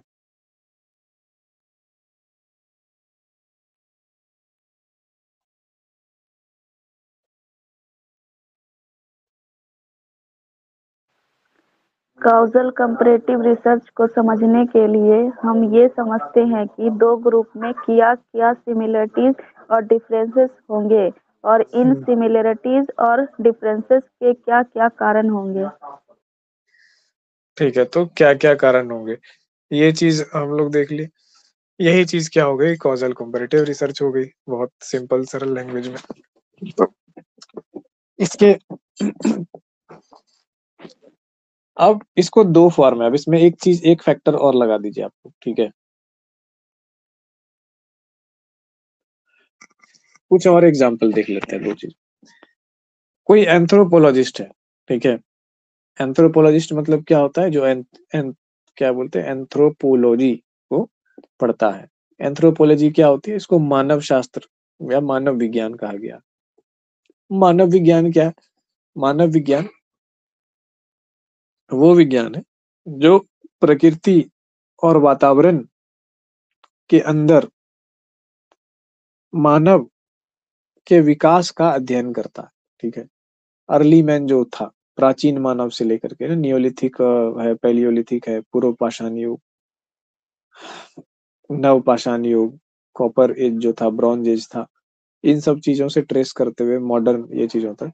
तो मानव के इस यात्रा का, इवोल्यूशन का जो है अध्ययन करता है, उसी को कहते हैं एंथ्रोपोलॉजी। तो सर केवल डेवलपमेंट और विकास का ही अध्ययन करता है, तब तो हम साइकोलॉजी वालों के लिए भी बहुत रोचक चीज होगी। हम इसका सिर्फ एक एस्पेक्ट बताएं, उसके अलावा भी बहुत चीज होती है। आप एक टाइम लाइन पे मानव से जुड़े सब चीज का अध्ययन करते हो। अब जैसे मान लीजिए कि इंडिजेनस ट्राइब है, इंडिजेनस का मतलब ट्राइब क्या होता है, कहीं पे भी इंडिजेनस टेक्नोलॉजी सुनेंगे तो इसका मतलब ये नहीं है कि इंडिजेनस, इंडी मतलब इंडिया हो गया, जेनस मतलब जहां से जन्म लिया तो भारत में जन्म लेने वाले, नहीं। इंडिजेनस का मतलब अर्थ होता है मूल, किसी भी जगह का जो मूल प्रजाति है वो चीज है। तो बहुत सारे ट्राइबल एरियाज जो है उनको प्रोटेक्ट किया गया है वर्ल्ड में। ट्राइबल एरियाज कौन से एरियाज है, जो हिस्ट्री को समेटे हुए आया। अब देखिए पूरे दुनिया में आप देखिएगा, जहां जहां नगर बना, जहां जहां शहर बन गया, ठीक है, जहां ट्रेड हुए, सड़क बने, कहीं का भी हिस्ट्री सुरक्षित नहीं है। वहां क्या हो गया, रूलर्स बदले, कल्चर्स बदले, जब जैसा रूल रहा, जब जैसा मूवमेंट चला। अब जैसे एक बात कहिए कि आज को सपोज कीजिए कि हम कोई नया रिलीजन चला दिए, ठीक है? तो अब उस नया रिलीजन को हम कहाँ जाके प्रीच करेंगे? कहीं जंगल में जाकर के तो हम प्रीच नहीं करेंगे, ठीक है? भागलपुर में कहीं पे बैठेंगे, कोई जगह लेंगे मान लीजिए, या फिर कहीं पे भी हम बगीचा में या कहीं पे भी हॉल में, सैंडिस में, कहीं भी जाकर के हम बैठते हैं। 4 लोग मेरे पास इकट्ठा होते हैं, काउंसलिंग करते हैं, वो हम उनको क्या बोलते हैं, गाइडेंस करते हैं, सलाह देते हैं। धीरे-धीरे उनमें एक ये मतलब एक चीज़ बनने लगता है कि सर जो है ना, सर का ये मूल-मूल चीज़ें हैं, मुख्य-मुख्य ये बिंदु, ये दृष्टिकोण है। सर ऐसे लोगों को काउंसल कर रहे हैं, हेल्प कर रहे हैं, तो उनका कहना है कि ये चीज़ें करो, ऐसे करो। उनका एक वे ऑफ चलने का। अब जैसे मान लीजिए कि अगर हम एक ऐसा कुछ होता है कि हमको एक नया रिलीजन चलाना है। रिलीजन क्या है? वे ऑफ लाइफ है। हम उसको ऐसा कुछ बहुत ज़्यादा ये वे में नहीं देखते हैं कि वो जो है ना, मतलब बहुत गज़ब की चीज़ है। एक वे ऑफ लाइफ है, एक पंथ या एक संप्रदाय के रूप में देखते हैं, ठीक है? उस वे में। तो अगर हमको एक पंथ और संप्रदाय अगर वो चीज़ चलाना है, तो हम क्या फ़ोकस करेंगे? हम बोलेंगे भाई ह्यूमन के डेवलपमेंट पे फ़ोकस करो, ठीक है? एक ह्यूमन के डेवलपमेंट पे फ़ोकस करो और वैल्यू एजुकेशन पे फ़ोकस करो कि अपने अंदर जो है ना सद्गुणों का विकास करो। उसके बाद बोलेंगे कि अपने अंदर जो है ना औदमित साहस का विकास करो। आपके अंदर साहस इतना ज़्यादा होना चाहिए कि जो है ना कि किसी चीज़ से डर नहीं, और कितना भी कोई भी झुका ले और कितना भी मतलब हमको ये चीज़ कर ले, मेरे में कभी नैतिक द्वंद नहीं पैदा होना चाहिए। मोरालिटी का द्वंद नहीं पैदा होना चाहिए। ये नहीं होना चाहिए कि हम जो है ना, मतलब मेरे कर्म और धर्म और दिमाग का जो ये तीनों का वो जो बैलेंस है ना, कि वो गड़बड़ाना नहीं चाहिए। ऐसा नहीं होना चाहिए कि जीवन में बहुत ज़्यादा कांड करके बैठ गए और उसके बाद जो है राम नाम जप रहे हैं, लेकिन कांड तो हम छोड़ेंगे नहीं, या फिर जो भी कांड किए हैं उसको ओ करके जो है ना उसको हम धर्म की श्रेणी में ले आएँ, ये काम हमसे नहीं होगा। काहे कि जो है ना हमको डर लग रहा है, मेरे ऊपर सामाजिक दबाव है, मेरे ऊपर ये है, हमको वो चीज़ बनना है। तो हम क्या करेंगे? हम उसको भूल जाएँगे, ठीक है? और उसके बाद तो भूल जाने से क्या हो जाए कि आप अपने कर्म या आपने उस चीज़ को थोड़ी ना खत्म कर दिए। आपको तो एक्चुअली में जो है लाइफ में किसी भी पॉइंट पे सुनना ही पड़ेगा ये चीज़, कि भाई तुम तो एकदम बहुत भीषण-भीषण कांड करके अभी कह रहे हो कि हम सुधर गए या ऐसे-वैसे, तो तुम तो यही हो। पर जब आप उस चीज़ को ओ करेंगे, मान लीजिए हमसे चोरी हुई, ठीक है? हमसे गलती हुई या कुछ भी हुआ, तो हम चोरी तो कर लिए, अब जिसका चोरी किए उसको जाके हम सामान लौटा दिए, समझे? तो क्या हो गया? या फिर उस चोरी से अगले का नुकसान भरपाई हो गया। तो नुकसान जो है उसका हमने भरपाई की जा कर के, ठीक है? तो क्या हुआ कि क्या हम वो चोर रहे? क्या मेरा वो पाप कर्म बना? नहीं। क्या हम वही व्यक्ति रहे? नहीं रहे। लेकिन क्या करेंगे?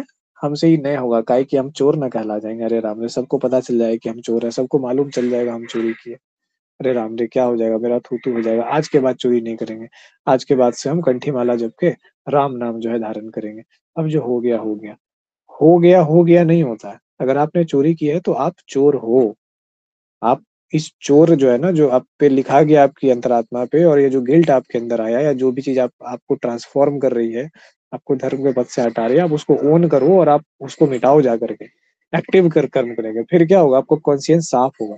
आपकी अंतरात्मा साफ होगी, और जब अंतरात्मा साफ होती है, तो इंटेलिजेंस भी काम करता है, ठीक है?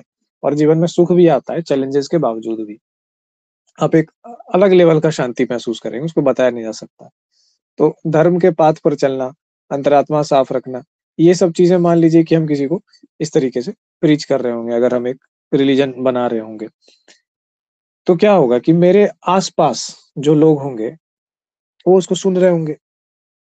क्या हो जाएगा सुनने से? एक सेंसेशन क्रिएट होगा, एक बदलाव आएगा, ठीक है? उस जगह में जो लोग उसको बिलीव करेंगे, हम बोलेंगे भाई बिलीव मत करो। किसी के बात पे बिलीव मत करो, मेरे भी बात पे बिलीव मत करो। तुम करके देखो हम जो बता रहे हैं। अगर कर सको तो यहाँ पे आओ, और नहीं कर सको तो ये नहीं कि जो है ना कि जैसे भागवत कथा सुनने के लिए जा रहे हैं, बड़ा अच्छा लग रहा है, उसको एंटरटेनमेंट बना दिए हैं कि जो है कि ये बहुत बढ़िया लग रहा है।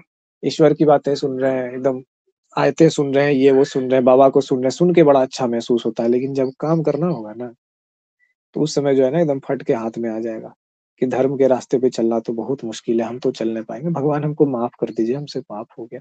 तुम अपने आप को नहीं माफ़ कर पा रहे हो, भगवान क्या माफ़ करेगा तुमको? करेज दिखाओ अपने में।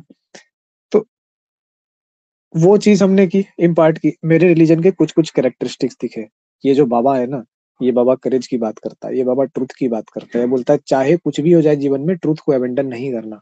अगर तुमको मेंटल हेल्थ चाहिए, अगर तुमको इंटेलिजेंस चाहिए, अगर तुमको सुख चाहिए, ये चीजें चाहिए, तो इसको नहीं कर रहा, ठीक है। वो करना, करेज रखना जीवन में, इससे तुम्हारा विकास होगा। तो सेल्फ डेवलपमेंट की बातें करता है, काइंडनेस की बातें करता है। तो 3-4 एलिमेंट्स मान लीजिए कि अगर एक प्रॉफिट होते या रिलीजन होते तो वो उसमें मिलते। अब क्या होता, इसको हम प्रीच करने कहाँ जाते? ऐसा तो नहीं जंगल में जाते, गुफा में चले जाते जहाँ का आदमी जो है ना, अब वो करके बात कर रहा है, उसको मेरा बात समझ ही नहीं पा रहा है। उसका लैंग्वेज का कंसेप्ट जो है वो बहुत अलग है, मेरा लैंग्वेज का कंसेप्ट बहुत अलग है, और दोनों कंसेप्ट में कोई कॉमनैलिटी ही नहीं है। तो हम आप लोग को जैसे पता है वैसे ही कहीं पे बताएंगे। शहरी एरियाज जो होंगे, शहरी एरियाज में क्या होता है, इसीलिए आप जब समाज में देखेंगे तो जितने भी बदलाव हुए हैं, डायनेमिक हुए हैं, वो बसोबास वाले एरिया में है, मतलब शहरी और ग्रामीण एरिया में, जहाँ पे बस्ती होती थी, जहाँ पे लोग रहते थे। ट्राइब एरिया क्या होता है, अभी हम इसके पीछे हम लोग देख रहे थे ना कि ट्राइब की बात करते हैं। ट्राइब एरिया क्या होता है, ट्राइब एरिया इससे विपरीत होता है, वो पूरी दुनिया से कटा हुआ रहता है। एक अलग अलूफ जगह है, जहाँ की हिस्ट्री जो है ना, जो प्राचीन काल से चलती आई है एंथ्रोपोलॉजिकल पॉइंट ऑफ व्यू से, उसमें कहीं ब्रेक नहीं हुआ है, कहीं कोई परिवर्तन नहीं हो गया। कोई बीच में आके धर्मगुरु जो है ना, वो सोसाइटी के वो चीज को चेंज नहीं कर दिया स्ट्रक्चर को। कोई बीच में रूलर आकर के जो है, जैसे मान लीजिए कि ये चीजें मेरी चलने लगी, ठीक है, लोगों के लिए वर्क करने लगी, ठीक है, लोग जो देख रहे हैं कि मेरे लिए रिलीजन वर्क नहीं कर रहा है, मेरे लिए धर्म नहीं वर्क कर रहा है, हम इतना जो है मतलब ये कर रहे हैं, भगवान का पूजा कर रहे हैं, भक्ति कर रहे हैं, नमाज अदा कर रहे हैं, सब कुछ कर रहे हैं, ना हमको इंटरनल हैप्पीनेस मिल रहा है, और ना हमको अंदर से ताकत मिल रहा है, ना जीवन के फैसले हम ले पा रहे हैं, ना जीवन को, सब कुछ करके ना हम सिर्फ भागे पा रहे हैं, और अंतिम में यही करते हैं कि गलती हो गया, मेरे कैरेक्टर तक में करेज नहीं बचा, मेरा धर्म तक जीवित नहीं बचा, तो क्या कीजिएगा वैसे रिलीजन का? सच अपनी आत्मा पे हाथ रख के पूछो तो वैसे रिलीजन और धर्म पे आत्मा कहेगी कि समझ में नहीं आ रहा। विश्वास तो दूर की बात है, तो जो चीज समझ में नहीं आ रहा, उस पे आप विश्वास करके आप फेथ को मतलब थोप रहे हैं अपने ऊपर, आप वो चीजें को कर रहे हैं। तो मान लो कि मैंने एक ऐसा तरीका दिया, एक ऐसा प्लान दिया जो वर्क करता है, और हम लोगों को अर्ज किया कि भाई करके देखो, मेरे रिलीजन पे मेरी चीजों पे विश्वास मत करो, जिसको विश्वास करना है वो मत आओ मेरे पास, जिसको करना है वो आओ। और ये चीजें वर्क करने लगी, लोगों के लाइफ में ड्रास्टिक चेंजेस आया। लोगों ने हमको ईसा मसीह की तरह बना दिया कि नहीं भगवान का अवतार है ये वो, और हम कहते कहते उन लोगों को थक गए कि नहीं हम भगवान का अवतार नहीं है। जैसे भगवान बुद्ध कहते थे ना कि हम भगवान का अवतार नहीं, हम बनाए हैं खुद को, ठीक है। हाँ, वो मतलब हमने चीजों की खोज की है, चिंतन किया है, उस चीज में गए। तो ये अब क्या हो गया कि हम लोग कहते हैं भगवान बुद्ध, क्योंकि हम लोग देखते हैं कि उसमें उनमें जो भगवान के जो गुण समझे जाते हैं वो सारे गुण हमें प्राप्त होते हैं। तो हम लोग इतने लिबरल हैं कि उनको भगवान का दर्जा दे देते हैं। जैसे ओशो था, ओशो ने कभी नहीं कहा कि जो है ना कि हम भगवान है, पर लोग उनके भक्त उनको भगवान रजनीश बुलाते थे, तो वो पद लोग आपको दे देते हैं। एक पॉइंट पे ऐसा हो गया, ठीक है, आपके साथ मान लो, तो क्या आप डिफरेंट हो जाओगे? नहीं, आप नहीं डिफरेंट होगे, आपको लोग डिफरेंट वे में देखेंगे। और जैसे ही वो चीज अगर बढ़ेगी, मान लो कि अभी डेमोक्रेटिक सेटअप में आप नहीं रहते, आप किसी ऐसे राज्य में होते जहाँ राजा का शासन चलता है, या ये वो चीजें होती, और ये चीजें लोगों के लाइफ में इतना ज्यादा पॉजिटिव इम्पैक्ट ला रही है, इतना ज्यादा परिवर्तन कर रही है कि सब लोग इससे प्रभावित हो रहे हैं, तो क्या राजा छूता रह जाएगा? जो राज्य चला रहा है, जो चाह रहा है कि सबका भला, वो भी खुश हो रहा है कि क्या बात है। तो फिर क्या होगा कि राजा जो है आपसे प्रभावित होगा, राजा भी इस रास्ते आएगा, क्योंकि हर एक मानव की तो वही समस्या है, चाहे राजा हो चाहे रंक हो, सब तो मानवीय समस्याओं में उलझा हुआ है। वो भी आपके पास आया, और उसने क्या किया, आपका रिलीजन अपना लिया। भगवान ये जो है अशोक जो थे, अशोक को कहा जाता है कि बहुत क्रूर था लेकिन बहुत चक्रवर्ती था, उसने बहुत राज्य बना लिया। लेकिन जब आप इतने ज्यादा क्रूर थे तो अशोक मानसिक स्तर से बहुत सही नहीं था, उसकी मैरिटल लाइफ और उसकी पर्सनल लाइफ का जो है ना एकदम चिथड़ी उड़ा हुआ था। और ह्यूमन लाइफ के एक्सपीरियंसेस उसके रिलेशनशिप से होता है, क्योंकि हम लोग एक सोशल एनिमल है। तो जब तक आपका रिलेशनशिप्स जो भी है, मदर फादर जितना भी है, वो सारे सॉर्टेड नहीं रहेंगे, तो आप हैप्पीनेस का एंजॉय आप कभी नहीं कर पाएंगे, आप लाइफ में कितना भी मटेरियल सक्सेस प्राप्त कर लो। तो उस पे भी वर्क करना होता है। तो अशोक के साथ में यही चीज हो रही थी। साइकोलॉजिकली जो है ना, अशोक क्या बन चुका था उसको पता ही नहीं था। वो उस स्थिति पे था ना, जो रावण का आप लोग तांडव श्रोतम सुने होंगे, उसमें एक लाइन है, कहा जाता है ना कि उस सारे देवताओं को जो है ना, तीनों लोगों को, नवों ग्रहों को बंदी बना लिया था, इतना ज्यादा पावरफुल हो गया था। मतलब उसके ऐसा पावरफुल कोई नहीं था, जो कि भगवान शिव को उठा करके ले और उसकी पत्नी को हरने का बात करने लगे, जो कहा जाता है देवों के देव, पूरे ब्रह्मांड के देव हैं। एक कंसेप्ट की हम बात कर रहे हैं। और वो जब आर्तनाद करके रोता है और रो करके तांडव श्लोक गाता है प्रभु को, उसमें एक लाइन है, कदा सुखी भवाम्य हम, कि भगवान हम सुखी कब होंगे। वो एक पॉइंट जो है ना, वो नोट करने वाला है कि रावण का जो स्टेट ऑफ माइंड था, सब कुछ प्राप्त करने के बाद भी वो दुखी नहीं था, मतलब सुखी नहीं था। वो दूसरे की पत्नी को जाके हर ले रहा था, कि दूसरे की पत्नी है, इतनी सुंदर है, इतनी अच्छी है, हम उससे सुख प्राप्त कर लेंगे। सब कुछ जीत लिए तुम, सब चीज़ अपने फ़ेवर में कर लिया, दुनिया का हर एक आर्ट का मास्टर है, लेकिन तुमको सुख नहीं मिला, तुमको शांति नहीं मिला। मॉडर्न मैन की यही प्रॉब्लम नहीं है, अशोक की भी यही प्रॉब्लम थी। तो अशोक की इस प्रॉब्लम को दूर किया किसने? बुद्धिज़्म ने, और वो टर्न हो गया बुद्धिज़्म। वो बोल दिया, उसको लगता था कि सुख जो है मटेरियल सक्सेस में, सारा चीज़ में, सब कुछ करके देख लिया, उस लेवल तक पहुँच गया, और उसके बाद जा करके ना, उसके बाद भी जब बेचैन वो रहने लगा, जब उसके अंदर गिल्ट और उसके अंदर सारी चीज़ें जो है ना वो चीज़ होने लगी, जब आत्मा मैली हो जाती है तो कभी भी सुख, चैन और शांति का अनुभव नहीं हो सकता। तो बेचारा क्या करता? तो वो बुद्धिज़्म के पास गया, फिर उसको देख के लगा कि यार ये कुछ भी नहीं किया जीवन में, जो रैट रेस है जिसको कहते हैं, किसी को इसको कुछ भी प्रूव नहीं करना था। एकदम खड़ा सत्य बोलता है, किसी को अच्छा लगे, बुरा लगे, क्या लगे, डायरेक्ट बोलता है। और उसके बाद ये आदमी इतना खुश है, इतना सुखी है, कभी पॉलिटिक्स नहीं करता है, कभी मिलिट्री नहीं बनाया, कभी ये नहीं चिंता किया कि कौन मेरे बारे में क्या षड्यंत्र है। जो इसके पास है उसी की तो तलाश हम कर रहे थे, वो मेरे पास नहीं। सब कुछ छोड़ देता है और बाल-बच्चा को ये बोलता है, संघमित्रा उसकी बेटी थी और एक बेटा भी था कोई, लंका भेज देता है, बोलता है कि जाओ इस तरीके से जियो और ये चीज़ करो, क्योंकि हम जितना पाप कर लिए हैं, हम जितना बेचैन वाला ये चीज़ बनाए पूरे दुनिया को जीत करके, इसका जो अशांति और वो चीज़ है, हम तुमको वो इनहेरिट करके नहीं जाएँगे। हम तुमको विरासत में वो नहीं देंगे, हम तुमको विरासत में वो पीस देना चाहते हैं जो जीवन भर हम महसूस नहीं किए, वो शांति, वो सुख देना चाहते हैं। तो इन्होंने क्या किया कि अपने दोनों बच्चों को बोला कि जाओ आप बुद्धिस्ट बन जाओ, बुद्धिस्ट बना करके निकाल दिया। तो ये जो पूरा का पूरा आप सिस्टम देख रहे हो कि कैसे-कैसे ह्यूमन डिज़ायर्स चेंज हो रही है, चीज़ें चेंज हो रही है। तो ये लोग गए लंका, क्या कहीं पे भी कोई भी ट्राइबल एरिया कोई गया? कोई नहीं गया। ट्राइबल एरिया वहीं का वहीं अछूता रह गया। तो जब हम उसकी स्टडी करेंगे और जब हम अपने समाज की स्टडी करेंगे, तो क्या होगा? बहुत ज़्यादा अंतर आएगा ना देखने में। हमारा समाज अलग-अलग समय पर अलग-अलग चीज़ों से प्रभावित हुआ है, अलग-अलग मूवमेंट से, पॉलिटिकल मूवमेंट से, राजाओं से, गुरुओं से, इन्फ्लुएंसर से, फिलॉसफर से, थिंकर से, और उनका समाज जो है एक अलग वे में है। तो क्या आपको यहाँ पे ट्राइबल साइकोलॉजी एक टर्म उभरता हुआ दिख रहा है? Yes sir. आज ट्राइबल साइकोलॉजी नाम से कोई शब्द नहीं है, लेकिन भविष्य में आज से 100 साल, 150 साल या 200 साल बाद, या हो सकता है कि हम लोग के जीवन काल में भी एक ट्राइबल साइकोलॉजी या एक इंडिजिनस साइकोलॉजी नाम की चीज़ आएगी दुनिया में।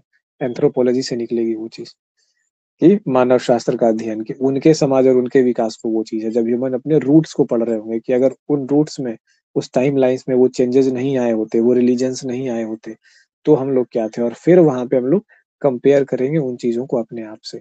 क्या करेंगे? कॉज़ल कंपैरेटिव रिसर्च।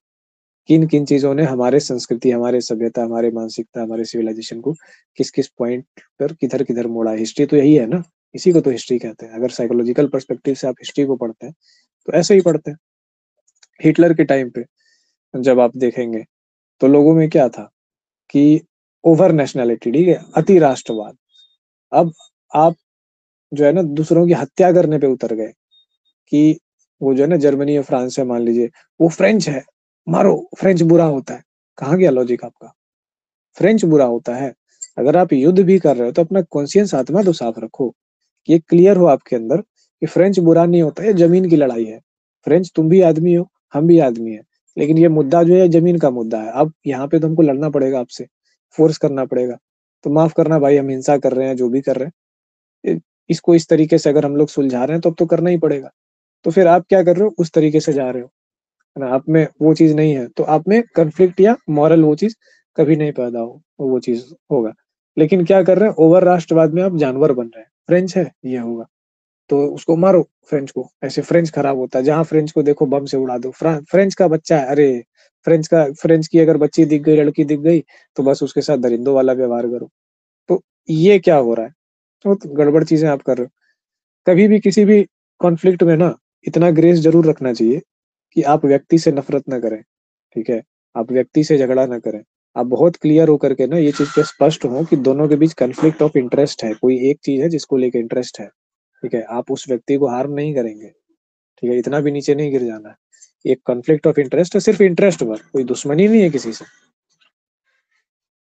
तो इस तरीके से आप चीज़ों को देखेंगे और चलेंगे तो क्या होगा? शांति रहेगा। लेकिन हम लोग क्या करते हैं? प्रिमिटिव मोड में चले जाते हैं। हम एक डेला को कर लेते हैं एक्टिवेट, हम उसको मार देंगे, हम इसको ये कर देंगे, वो खराब आदमी है, उसका जीवन खराब कर देंगे। षड्यंत्रों में चले जाते हैं।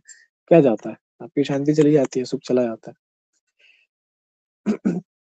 चीज़ों का कॉज़ समझना, कंपैरिज़न करना, बस इसी तरीके से आप देखिए कॉज़ल कंपैरेटिव रिसर्च को